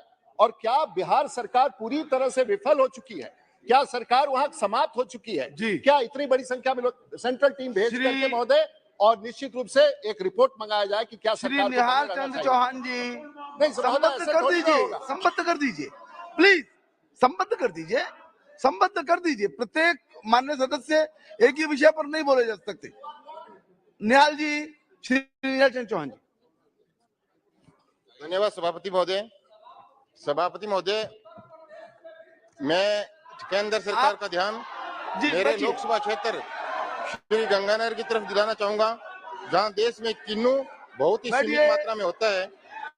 वह केवल श्री गंगानगर और इसके सीमावर्ती क्षेत्र पंजाब राज्य में कुछ पैदावार होती है। पिछले 2 या 3 वर्षों से समय अनुकूल नहीं होने के कारण किन्नू की 40% पैदावार हो पा रही है, जिससे किसानों को आर्थिक नुकसान हो रहा है। महोदय, किन्नू किसान संघ द्वारा फसल बीमा योजना में शामिल करने के लिए अनुसंधान करने के लिए भी कई बार मांग उठाई थी। यह फसल बीमा योजना में किन्नू शामिल नहीं है। मेरा आपसे आग्रह है, आपके माध्यम से केंद्र सरकार से आग्रह है कि किन्नू को बांग्लादेश भिजवाया गया था पिछले साल, तब किन्नू की गुणवत्ता का बरकरार रखते हुए वहां पे रेलगाड़ी से श्री गंगानगर से किन्नू वेस्ट बंगाल के बनगांव तक ही पहुंचा था, क्योंकि सीमा क्षेत्र था। मैं केंद्र सरकार से मांग करूंगा कि सीधे श्री गंगानगर से बांग्लादेश तक किन्नू भिजवाने की व्यवस्था करें। और बांग्लादेश सरकार ने वर्तमान में किन्नू की आयात पर 28% से बढ़ा के 62% आयात शुल्क लगाया है, और जिस कारण बांग्लादेश में किन्नू की कीमत ज्यादा होगी और कीमत भी उसकी बढ़ जाएगी। भारतीय किन्नू के किसानों को खामियाजा इसमें भुगतना पड़ेगा। इस पर भी केंद्र सरकार बांग्लादेश सरकार से बात करके उनका आयात शुल्क घटाए। मेरा आपके माध्यम से केंद्र सरकार से मेरी मांग है कि किन्नू के किसानों उत्पादकों की समस्या को देखते हुए, विशेष ध्यान देते हुए उचित निराकरण हेतु जल्द से जल्द कार्रवाई करावे। धन्यवाद। डॉक्टर DNVS सेंथिल कुमार जी नहीं है क्या? Vanakkam, Chairperson. Sir, in this very house on March 22nd this year, the Union Minister for Road and Surface Transport had assured this house that all toll plazas within 60 kilometers of each other would be closed within 3 months. So generally 3 months is around 90 to 93 days. I don't know, but how does the BJP government calculate 3 months, and how many days does it occur for them to think? Because it is almost 9 months now and no action has been taken. So in Tamil Nadu alone, in India, it has the most number of toll gates. That is 57 toll plazas are there, and by March 23, it is going to be increased to 60. Actually, by this rule, for Tamil Nadu, it is supposed to have only 16 toll plazas. So I urge upon the Union Minister to implement this at once. Sir, in the Ulundurpet-Salem Highway, National Highway 79, there are 3 toll plazas which are operating for 11 years. And there are 26 places where the 4-lane just suddenly comes into a 2-lane, which causes fatal accidents. And it is illegal to collect tolls from those places where the work is not constructed. So I urge upon the government to take place. And the last point I would like to say is, there is a general rule that it is a 10-second rule at toll plazas and a 100-meter rule. That is, if you are made to wait in a queue for 100 meter, you are not supposed to, during holidays and during weekends, during long queues, You are supposed to allow them to go without collecting fees. I urge, but none of the toll plazas follow this. I urge upon the government to give a directive to all the toll plazas to follow the 100-meter rule or the 10-second rule. Thank you, sir. Doctor Mohammad Javed. Sir बहुत बहुत शुक्रिया sir.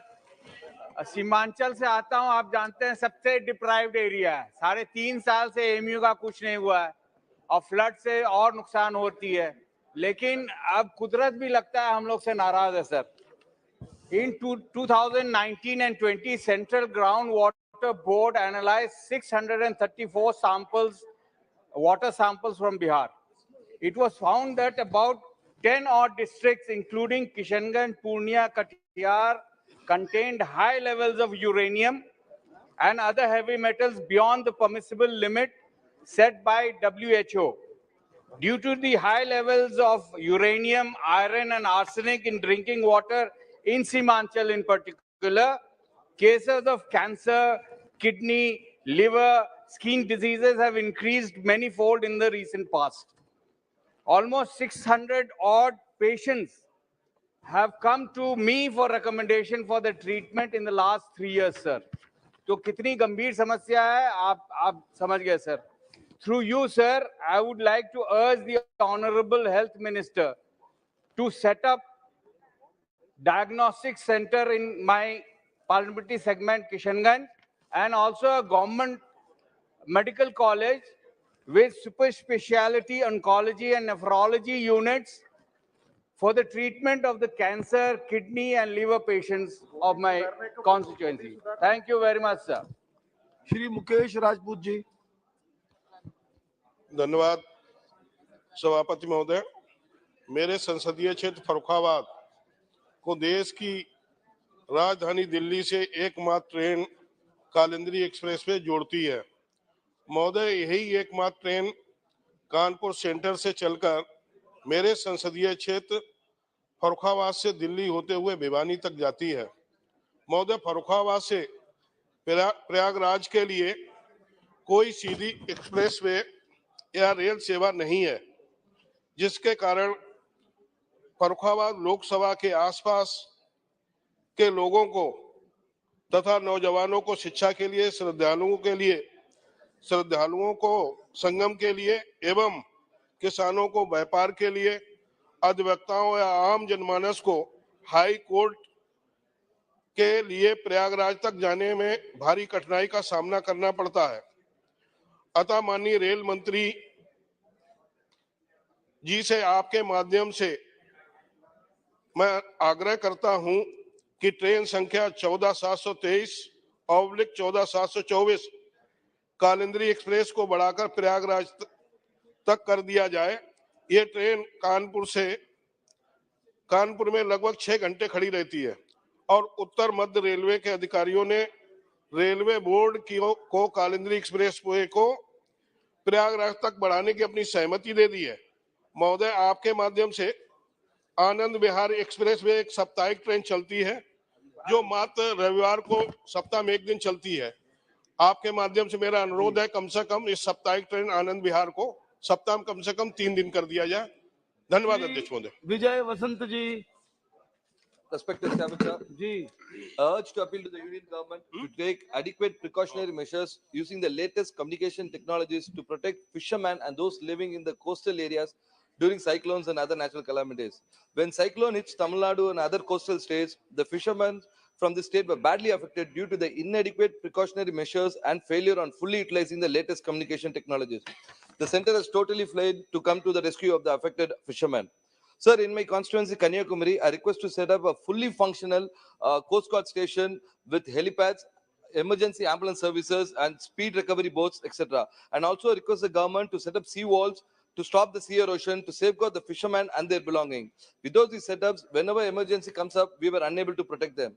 So I urge upon the Union government to take the necessary steps to protect fishermen and those living in the coastal areas during cyclones and other natural calamities. Thank you, sir.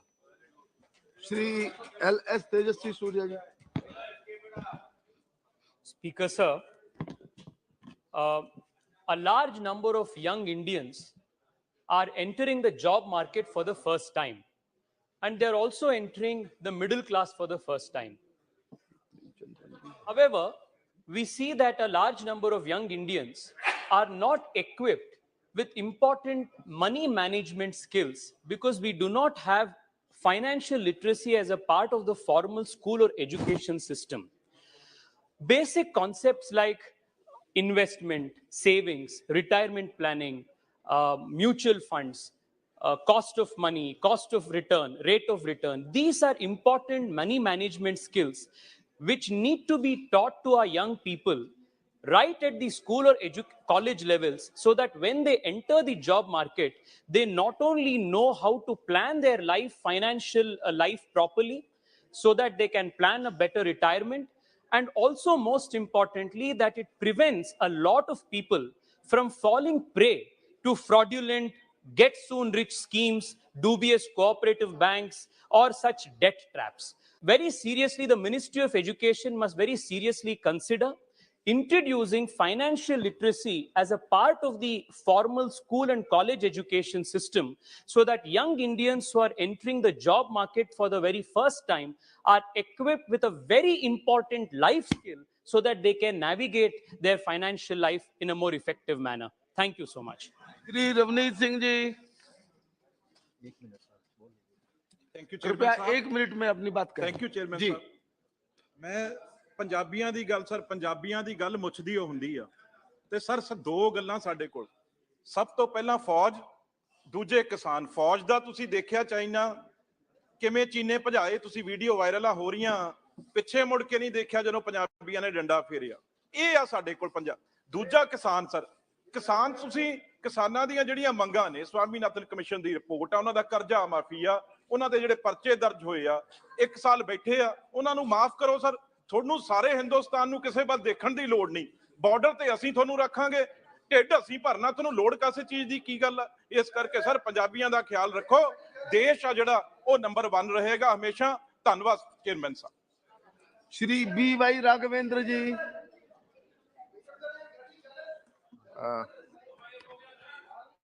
Speak करा देंगे। Speaker sir, thank you for allowing me Watch to the rise watch, and that's good.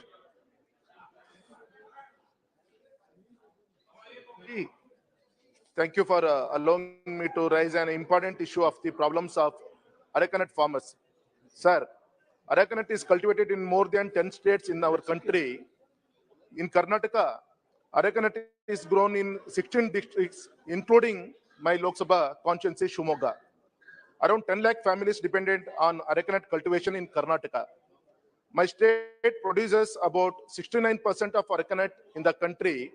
Total production of 16 lakhs 50,000 metric tons in our country. It is contributing huge revenue of rupees 24,750 crores to the exchequer in the form of GST and cess on various byproducts. The growers are really in a very pathetic condition. The arecanut growers are reeling under the attack of leaf spot diseases. So there is a huge decline in the yield, and it is come down to less than 40 to 50%. Okay. The growers have received another major blow due to the drastic collapses in the prices. So farmers are living in helpless conditions, sir. Sir, in the last week of September this year. 1 minute only. Yes, sir. Sorry. The price of arecanut was reduced 58,000 per quintal to 39,000 in this month, sir.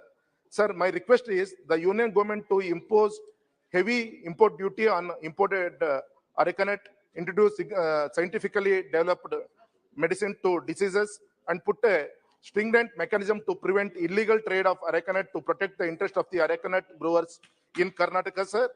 These are words, sir. I conclude my speech. Shrimati Apparupa Podar ji, 1 minute कृपया ध्यान रखिए। मांग रखने दीजिए। जी जी। धन्यवाद, ধন্যবাদ speaker সাহেব।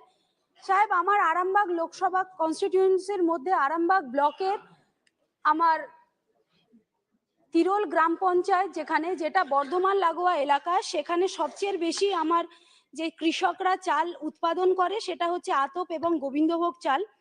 এবং যেহেতু সারের দাম বেড়ে গেছে, কৃষকরা ঠিকমতো দামও পাচ্ছে না, এবং কেন্দ্র সরকার যে সারের দাম বাড়িয়ে দিয়েছে তার কোনো নিরন্তর নেই। এবং তার সাথে সাথে যে বেশি আলু চাষ হয়, আলু চাষিদের জন্য রাজ্য সরকার 2.5 লাখ টন সার চেয়েছিল তার বদলে মাত্র 70,000 টন সার গভর্নমেন্ট দিয়েছে, মানে সেটা পর্যাপ্ত নয়, চাষিদের খুব কষ্ট হচ্ছে। আর এই যে যারা গোবিন্দভোগ আতপ চাল যারা চাষ করে, সেই কেন্দ্র সিদ্ধান্তে 20% রফতানি শুল্ক হওয়ার জন্য কৃষকরা অনেক চিন্তার মুখে রয়েছে। এবং এই যে চাল প্রত্যেক মাসে 6 থেকে 7,000 টন উৎপাদন হয়, কিন্তু যেহেতু 20% রফতানি শুল্ক হয়েছে বলে কৃষকরা আর এই চালটা রফতানি করতে পারছে না, এর জন্য বিদেশে অন্য মার্কেটও ঢুকে যাচ্ছে এবং কৃষক তার চাল বেচতে পারছে না। তাই আমি কেন্দ্র সরকারকে এবং কৃষি মন্ত্রীকে এটা আকর্ষণ আনতে চাইছি যে আমাদের পশ্চিমবঙ্গের যে কৃষকরা আছে তাদের উপরে যে বঞ্চনা হচ্ছে, এটা নিয়ে একটু ভাবুন, নালে আমার এলাকার এই চাষিদের খুব অসুবিধা হচ্ছে। Very much for giving an sir, thank you very much for giving an opportunity to raise an important issue of my constituency, sir. Bangalore remains one of the fastest growing cities in the world. With fast growth, we are witnessing very high traffic density. In Bangalore city, there are 26 manually operated LC gates inside the city, which adding to the traffic gridlock, sir. Out of this 26 gates, 6 are between Banswadi and Hebbal, 3 are between Karmal Ram Station and Bayapanahalli, and others along Hebbal, Yeshwantpur, Chansandra, Yelahanka, Kengeri, sir, KSR Station and KSR2 Yeshwantpur, sir. So every time in LC gates closed, motorists have to wait between 15 to 20 minutes each train to pass, sir. So with the railways deciding to eliminate LC gates across the country, I wish to inform that the railways should work with the Bangalore civic body and Karnataka government to eliminate the same with short time, sir. Thank you, sir. Shri Deepak बहन जी 1 minute का ध्यान रखिए, मुझे बार-बार माननीय chairman साहब, मेरे लोकसभा क्षेत्र जगदलपुर के मां दंतेश्वरी एयरपोर्ट से विमान सेवा 21 सितंबर 2020 से शुरू हुआ और वर्तमान में एयर एलायंस 72 सीटर विमान हैदराबाद, जगदलपुर, रायपुर तक लगातार संचालन हो रहा है। लेकिन वर्तमान में यात्रियों की संख्या लगातार बढ़ोतरी होने की वजह से विमान सेवा को अन्य शहरों से जोड़ने की आवश्यकता है। वो है जगदलपुर से दिल्ली, जगदलपुर से विशाखापट्टनम, बेंगलुरु, कलकत्ता, भुवनेश्वर, नागपुर को जोड़ा जाए। और इसके साथ ही माननीय चेयरमैन साहब, जो फोर्स के लिए सप्ताह में 3 दिन चल रहा है इंडिगो की छोटी विमान, और उसमें बाकी समय खाली रहता है माननीय चेयरमैन साहब, उसमें भी अगर 30% सामान्य नागरिकों के लिए अगर आरक्षित हो जाता तो निश्चित रूप से मैं आपके लिए आभारी और माननीय मंत्रालय के आपकी ओर ध्यान आकर्षित करता हूं। धन्यवाद। Thank you chairman sir. Delhi के द्वारका में एक नाबालिग के ऊपर एसिड, बैठिए प्लीज प्लीज, एसिड हमला घटना फिर एक बार स्पष्ट हो गई है कि समाज में कुंठा और हिंसा के कितने परते फूल रहे हैं, कैसे कैसे रहकर ये फूट सामने आ रही है। Sir, I would like to draw the attention of the government through this, through you, sir. The teen was on her way to the school when she was attacked with acid attack. That acid was purchased online. It's a horrific incident. The girl was to take CLAT exams in December 18. That is to get admitted to a National Law College, University. And she has sustained injury on her face, on her neck, and also on her eyes. She is recuperating in Safdarjung Hospital today. My question is in 2 parts, sir. How acid is being available despite Supreme Court's order in 2013 in retail shops or online? And second is, why acid attack victims are not being provided money meant for them, why they have to run from pillar to post. Sir, acid attacks that have been reported, in 2018 it is 11, in 2019 it is 10, in 2020 because of COVID it is only 2, and in 2021 it is 9.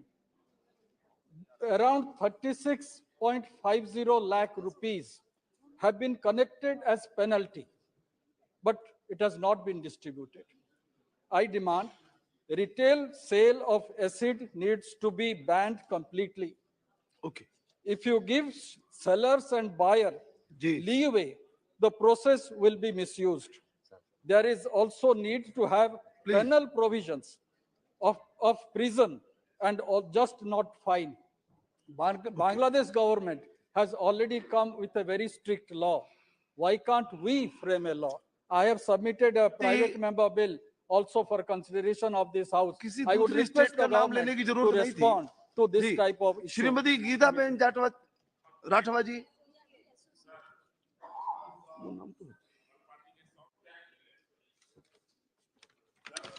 नमस्कार सभापति महोदय, मुझे शून्यकाल में बोलने का मौका दिया। महोदय, मेरे संसदीय क्षेत्र छोटा उदेपुर स्थित सरदार सरोवर के मुख्य नर्मदा कैनाल सौराष्ट्र तक जाती है और मुझे गर्व है कि मोदी जी के नेतृत्व में हर घर नल से जल योजना का लाभ पूरे गुजरात वासियों को मिल रहा है और इसमें हमारे लोकसभा क्षेत्र स्थित सरदार सरोवर की अहम भूमिका है। महोदय, हम पीने का पानी पूरे गुजरात को देने में सक्षम हो पा रहे हैं, लेकिन सरदार सरोवर मुख्य कैनाल के पूर्व भाग के सभी क्षेत्र जैसे छोटाउदेपुर, कवांट, नसवाड़ी, बोडेली, पावी जैतपुर तहसील में खेती की सिंचाई के लिए आज भी बारिश के जल अलावा कोई साधन नहीं है। खेती के लिए बारिश पर ही निर्भर रहना पड़ता है। बारिश नहीं होने पर किसान भाइयों को कठिनाइयों का सामना करना पड़ता है और इनके फसल की भी नहीं हो पाते, जबकि इसके पश्चिम भाग में सौराष्ट्र तक जाने वाली मुख्य कैनाल से खेती की सिंचाई के लिए पानी दिया जा रहा है। महोदय, उसी तर्ज पर यदि पूर्व भाग में भी खेती की सिंचाई के लिए सुविधा प्रदान कर दी जाए तो यह निश्चित तौर पर किसान भाइयों के लिए लाभकारी हो। श्रीमती ज्योत्सना महंत जी। ठीक है, हो गया आपका विषय, हो गया। धन्यवाद सर। 1 minute please. सर मेरे को 1.25 मिनट 1.5 मिनट तो दीजिए। करिए शुरू कीजिए। खेत का विषय है कि बिलासपुर रेल जोन की आय का 80% हमारा कोरबा देता है, उसके बाद भी वहां पर यात्री ट्रेन बिल्कुल भी नहीं चलती हैं।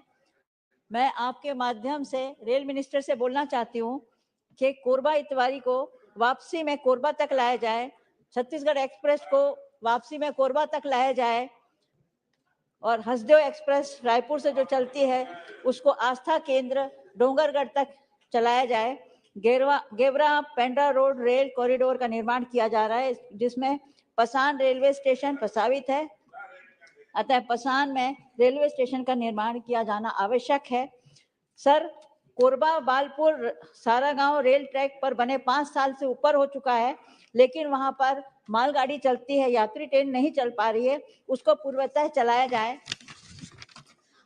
सर, कोरबा से कटनी मार्ग में भी यात्री गाड़ी नहीं है, उसका बजट में प्रस्तावित किया जाए। बैकुंठपुर रोड कटोरा रेलवे स्टेशन के मध्य नवीन रेलवे स्टेशन उरुमदुर्गा की स्थापना हेतु बजट में प्रावधान रखा जाए। कोरबा रेलवे स्टेशन पिट लाइन बनकर तैयार है, लेकिन जिसमें नई गाड़ियों से परिचालन की सुविधा प्राप्त की जाए। कोरबा बीकानेर नई यात्री गाड़ी परिचालन हेतु बजट में प्रावधान किया जाए। सर, कोरबा औद्योगिक नगरी है सर, चांपा रेलवे स्टेशन में गीतांजलि एक्सप्रेस, ज्ञानेश्वरी एक्सप्रेस, कर्मभूमि एक्सप्रेस का ठहराव अति आवश्यक है। निर्देशित किया जाए कि वहां पर ठहराव कोरबा से चलने वाली एक्सप्रेस गाड़ी सरक बूंदिया मड़वा रानी में ठहराव किया जाए। श्री निरवा जी, दिनेश जी, बहुत बहुत धन्यवाद। कोई गीत सुनाना चाहे तो सुना सकते हैं जी।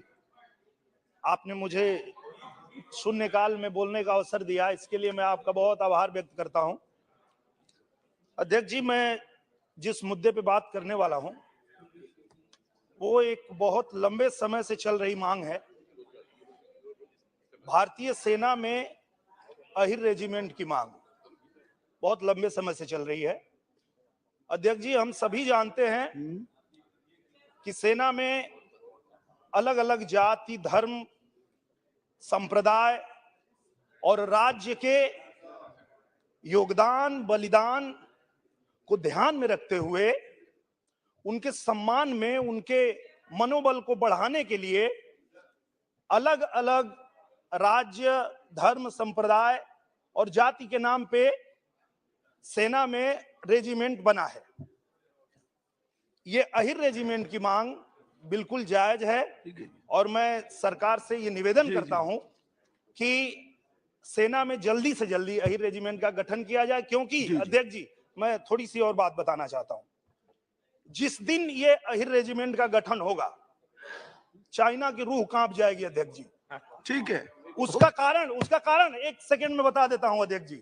62 के युद्ध में जी रेजांगला चौकी पर 124 अहिर जवान तैनात थे। ठीक है, उन्होंने 100-200 नहीं 3000 चीनी सैनिकों को मारा और चाइना ने यह कहा।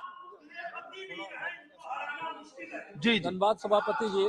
ठीक है, मेरे संसदीय क्षेत्र में मधेपुरा में NH 107 और एक NH 106 गुजरती है और उसमें NH 106 में निर्माण होना था, जो बिहपुर से उदाकी सुनगंज तक निर्माण होना था। 9 साल पहले उसका काम शुरू हुआ और नेशनल हाईवे 107 में 5 साल पहले निर्माण का कार्य शुरू हुआ। एजेंसी के एग्रीमेंट में लिखा हुआ कि 2 साल के अंदर उसको काम कर देना था, लेकिन अब तक वह काम पूरा नहीं हुआ। मंत्रालय बार बार उसको समय बढ़ाते जा रहा है, लेकिन उसकी गति इतनी धीमी है कि पता नहीं कि 1 दशक और उसके निर्माण पर लग जाए। इसीलिए हम सरकार से मांग करते हैं कि नेशनल हाईवे 106 और नेशनल हाईवे 107 पर जो निर्माण के कार्य चल रहे हैं उसको मार्च 2023 तक हर हालत में पूरा करा लिया जाए, क्योंकि जनता काफी परेशान है, आम लोग को काफी श्री दिक्कत देवजी भाई होती है। पटेल। धन्यवाद।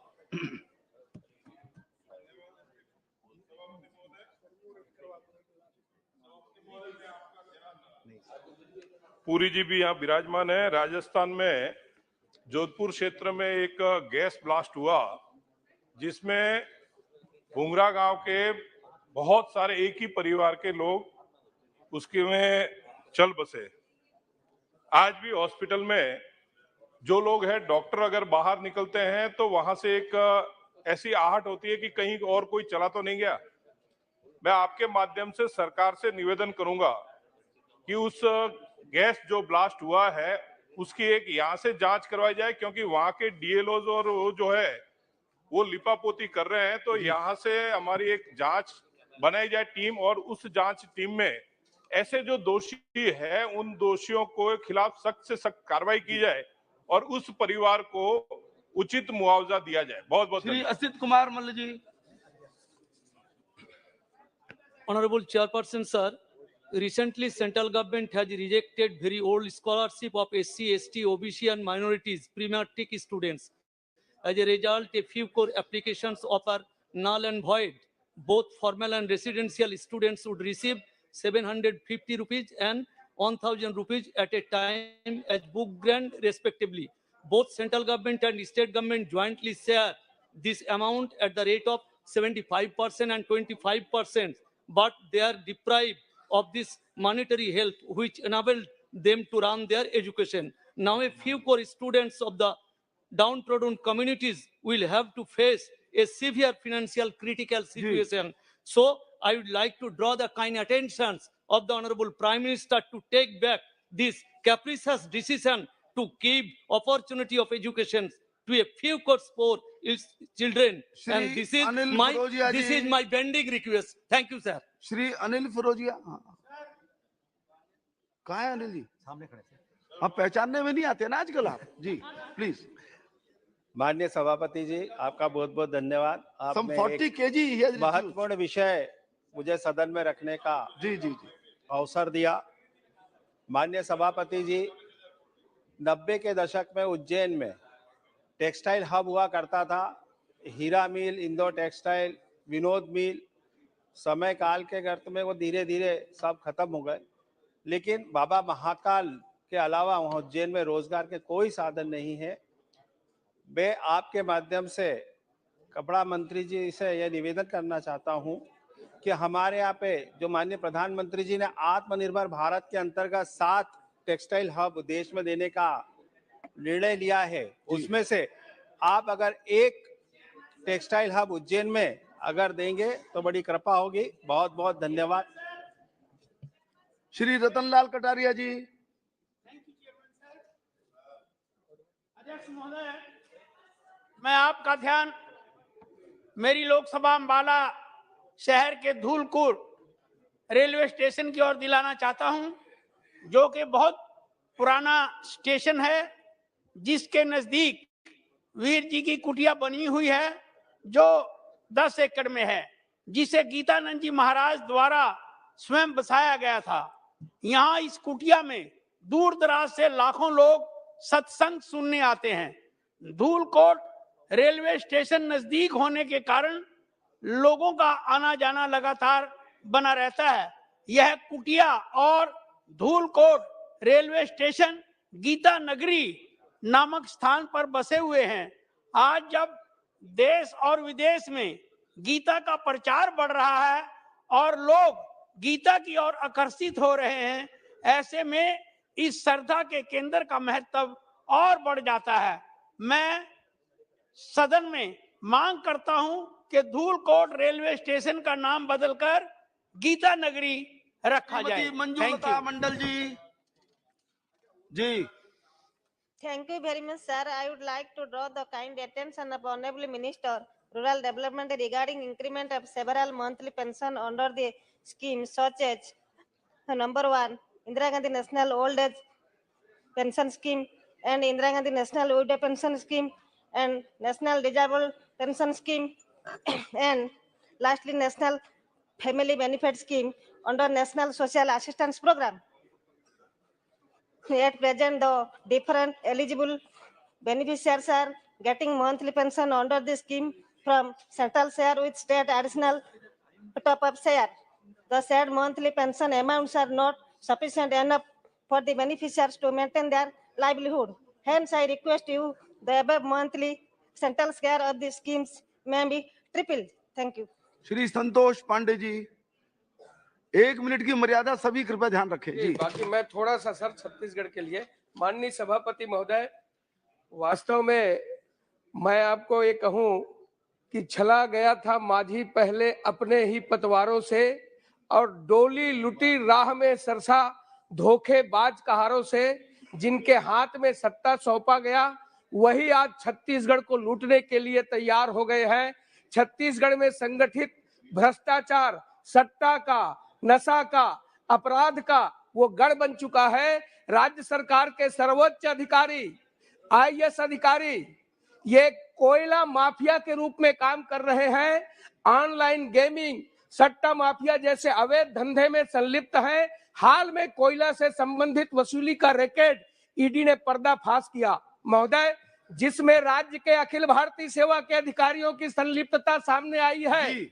और महोदय, मैं आपसे निवेदन करना चाहता हूं कि जिस प्रकार से उच्च अधिकारियों एवं राजनीतिज्ञों के इस अवैध गठजोड़ से स्थिति काफी भयावह होती जा रही है महोदय। शराब में हो रहे संगठित भ्रष्टाचार की भी जांच भारत सरकार कोयले में हो रही जांच की तर्ज पर कराएं। दूसरा महोदय, क्योंकि इस भ्रष्टाचार में स्वयं प्रदेश के मुखिया मुख्यमंत्री भूपेश बघेल संलिप्त है महोदय। दुबई से संचालित भ्रष्टाचार में यह महादेव बुक हेल्पलाइन जो सट्टा चल रहा है वो उससे संबंधित है, उस पर भी जांच होनी। मनोज कुमार जी। மாண்புமிகு அவைத்தலைவர் அவர்களே, தேசிய நெடுஞ்சாலை 44 ஜம்மு காஷ்மீரிலிருந்து கன்னியாகுமரி செல்லும் தேசிய நெடுஞ்சாலையில் மதுரை திருமங்கலத்தில் அமைக்கப்பட்டுள்ள டோல்கேட்டில் இருந்து சரியாக 4 கிலோமீட்டர் தூரத்தில் திருமங்கலம் கொல்லம் தேசிய நெடுஞ்சாலை உள்ளது. இந்த தேசிய நெடுஞ்சாலையில் எனது தொகுதியை சார்ந்த ஸ்ரீவில்லிபுத்தூர், ராஜபாளையம், தென்காசி, கடலூர் பகுதி பொதுமக்கள் செல்கின்றார்கள். இந்த 4 கிலோமீட்டர் தூரத்தை பயன்படுத்துவதற்கு முழுவதுமான கட்டணத்தை செலுத்த வேண்டியுள்ளது. ஒன்றிய அரசாங்கம் இந்த கட்டணத்தை விலக்கி தேசிய நெடுஞ்சாலை 744 பயன்படுத்துவதற்கு சலுகை செய்யுமாறு தங்களின் மூலமாக ஒன்றிய அரசாங்கத்தை கேட்டுக்கொள்கிறேன். நன்றி, வணக்கம். श्री राहुल शिवाले जी।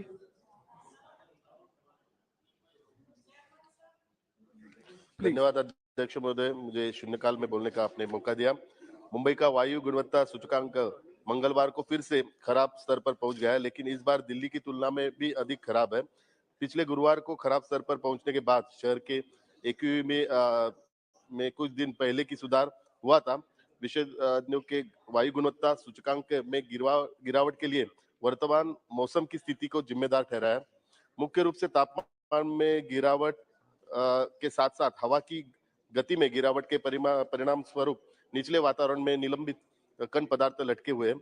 मुंबई में नवंबर और फरवरी के बीच सर्दियों के दौरान सबसे अधिक प्रदूषित दिन देखे गए, जिससे फेफड़ों की बीमारी वाले लोगों को सांस लेने में परेशानी हो सकती है, जैसे अस्थमा और हृदय रोग वाले बच्चों और बड़े वयस्कों को भी परेशानी और खराब सरसों जो सांस लेने की परेशानी का कारण बन सकता है।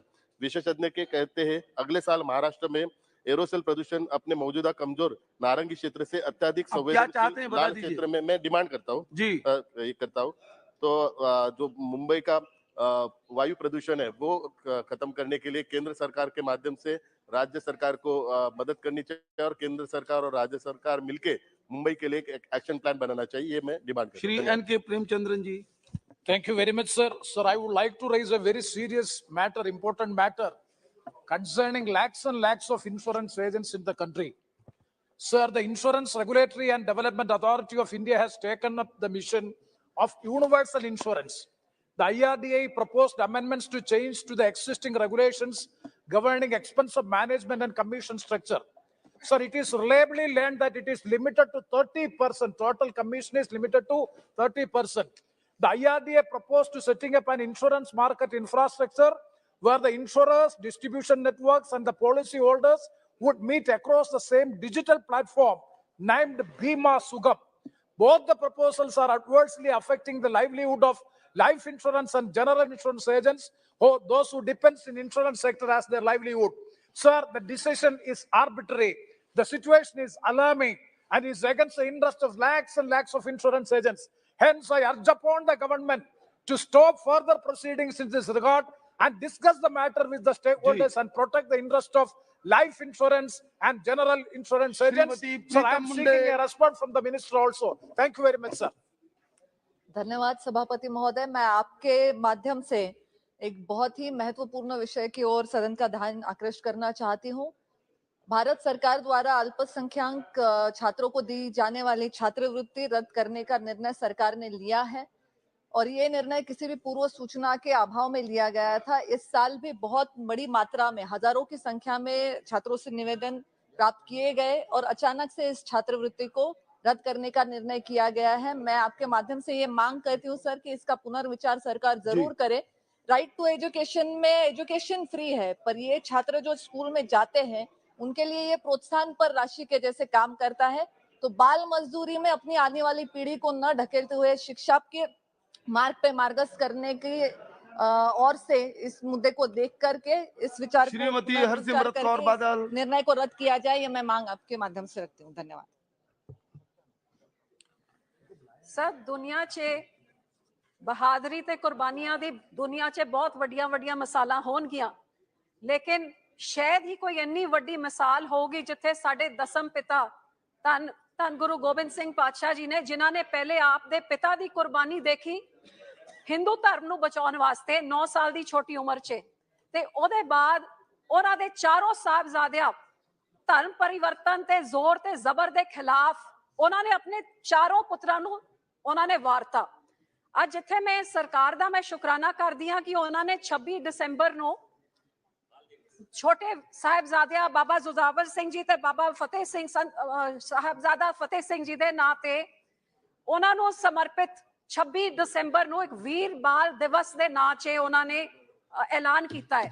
ते जिथे सरकार दा मैं शुकराना करदी हां, लेकिन ये मैं जरूर कहना चाहांगी कि किते ना किते सिखां नूं ये महसूस होंदा है कि साडे साहिबजादिया दी वड्डी कुर्बानी जिहड़ा 5 ते 7 साल दी छोटी उम्र च नीहां च चिराए गए जोर जबर दा इन्नी बहादरी दे नाल सामना कीता कि धर्म परिवर्तन दे नां च उन्हां नूं मौत कुर्बान सी परवान सीगी, कुर्बानी परवान सीगी, लेकिन अपना धर्म बदलण वास्ते इन्ने छोटे उम्र च इन्ना सामना शायद ही कोई इन्नी वड्डी मिसाल मिली होगी। ते इथे साडे सिख संस्थावां नूं थोड़ा ठेस पहुंचिया क्योंकि असीं उन्हां नूं बाल बच्चे नहीं आम बच्चे नहीं समझदे, ਉਹ रूहानी शक्तियां सीगियां। भावें 10 गुरुआं दे बथेरे बच्चे सीगे, लेकिन साहिबजादा दा खिताब इन्हां नूं मिलिया। एसजीपीसी सिरमौर पार्टी ने क्या इन्हां नूं श्री मलूक नागर जी उन्होंने मांग करी है कि इसको जी सरकार को अपील करती हूं सब बहुत बहुत धन्यवाद। सब बहुत बहुत धन्यवाद, आपने बोलने का मौका दिया। गांव देहात में शिक्षा की बहुत कमी है, पिछड़ों में, दलितों में, अकलियत समाज के लोगों में। आजकल एक बड़ी बढ़िया व्यवस्था भारत सरकार के अधिकारी और उत्तर प्रदेश सरकार के अधिकारियों ने करा है। उन्होंने ग्राम पाठशाला एक संस्था बना करके करीब 2500 गांवों में पश्चिम उत्तर प्रदेश और देश के सारे हिस्सों में लाइब्रेरी खोली है। तो मैं आपके माध्यम से मांग करना चाहता हूं कि सरकार कोई ऐसा प्रोविजन करे, कुछ हिस्सा उसमें डाले, जिससे ज्यादातर गांव देहात तक लोगों को किताबें और शिक्षा बढ़िया मिल सके। और ये आइडेंटिकल इशू है। इस तरह के संबंधित विषय पे माननीय प्रधानमंत्री जी ने मन की बात में भी लोगों की तारीफ की है। बहुत बहुत धन्यवाद साहब। श्री पीपी चौधरी जी।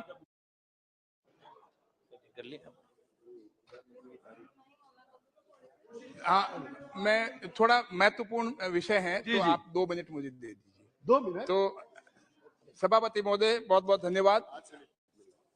बहुत ही महत्वपूर्ण विषय, जल जीवन मिशन के तहत हमारे प्रधानमंत्री मोदी जी का विजन कि हर घर को नल से जल मिले और ये 2024 तक काम हो, इसके तहत पूरे राज्य सरकारों को मदद देने का प्रावधान रखा। इसी तरह से राजस्थान सरकार को करीब 26,000 करोड़ रुपए दिए गए, लेकिन वो समय पे खर्च नहीं कर पा रही हैं। और उसके साथ में जब खर्च करने की बात आई, अभी हाल ही में जो टेंडर जारी किए लगभग 10,000 करोड़ रुपए के, उसमें जो बीएसआर की रेट है उनकी, उससे 43% अबो। उसमें क्या कि ऐसा लगता है कि उसमें जो बंदिश थी कि आप जो टेंडर जो हैं वो साइट विजिट कर करके सर्टिफिकेट लेगा एक्शन की और सर्टिफिकेट साथ में सबमिट करेगा, उससे जितने भी टेंडर जो करने वाले हैं उनको पता लगा, उसकी वजह से 43% ये ज्यादा आया। उसका कारण ये है सर कि 50% भारत सरकार का उसमें हिस्सा है और 50% स्टेट का, लेकिन इसके अलावा 45% इनका होने के 10% मेरे पाली लोकसभा क्षेत्र में वहां के ग्रामीणों को देना पड़ेगा। उनके ऊपर 10% का भार पड़ेगा और सैकड़ों करोड़ों का इसमें गड़बड़ जाला है। मैं आपके माध्यम से, सदन के माध्यम से आपसे निवेदन करना चाहूंगा कि जल शक्ति मंत्री महोदय यहाँ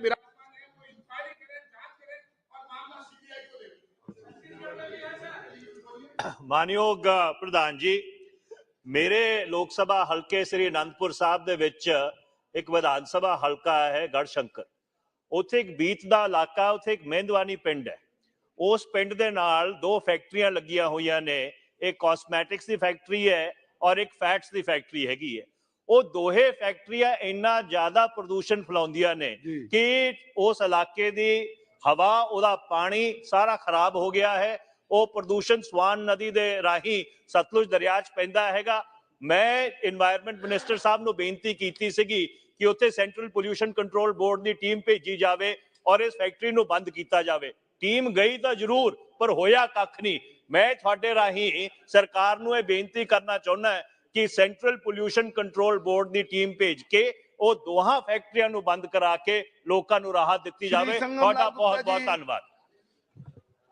धन्यवाद सभापति महोदय। मेरे लोकसभा क्षेत्र प्रतापगढ़ के बीच से होकर गुजरने वाली NH 231 लखनऊ वाराणसी राष्ट्रीय राजमार्ग रायबरेली से जौनपुर के बीच मार्ग में सर्विस लेन न होने तथा जनपद प्रतापगढ़ के क्षेत्र में अनेक स्थानों पर वन अभ्यारण्य की भांति जानवरों की अधिकता होने, विशेषकर नीलगाय प्रभावित क्षेत्र होने के कारण अचानक तेज गति से चलने वाले वाहनों को सामने तेजी से दौड़ने वाले नीलगाय टकराते हैं और बड़े बड़े हादसे घटित होते रहते हैं। जनपद प्रतापगढ़ के कई सम्मानित जनप्रतिनिधियों और स्थानीय व्यापारियों के साथ इस तरह की दुर्भाग्यपूर्ण घटनाएं घट चुकी हैं। मैं आज आपके माध्यम से भारत सरकार के भूतपूर्व परिवहन मंत्री से मांग करता हूं कि NH 231 के रायबरेली बादशाहपुर के बीच डिवाइडर एंगल के साथ साथ सर्विस लेन इन किनारों पर वार्ड एंगल लगाकर जानवरों से राष्ट्रीय राजमार्ग को सुरक्षित कराए जाने की व्यवस्था कराने की कार्यवाही आज दोपहर 2:20 तक के लिए स्थगित की जाती है।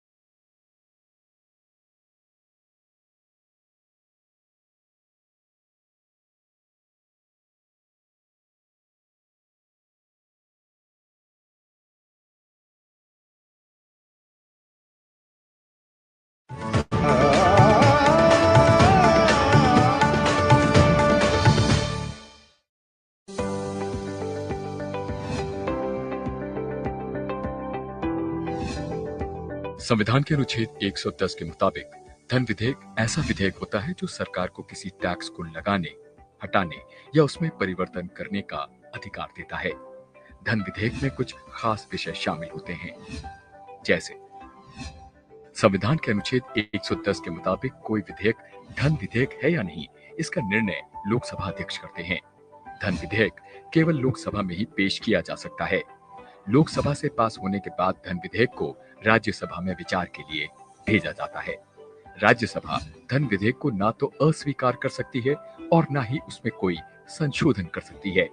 राज्यसभा केवल अपनी सिफारिशों के साथ इसे वापस लोकसभा भेज सकती है। लोकसभा के लिए यह आवश्यक नहीं है कि वो राज्यसभा की सिफारिशों को स्वीकार करे। खास बात यह है कि संविधान के अनुच्छेद 109 के मुताबिक यदि धन विधेयक को राज्यसभा ने 14 दिन के भीतर लोकसभा को नहीं भेजा तो वह दोनों सदनों में पारित समझा जाता है।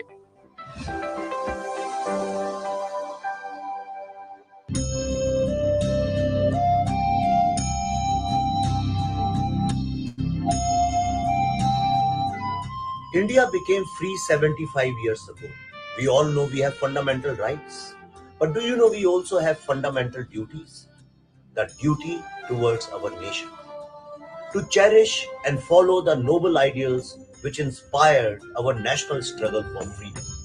Jai Hind.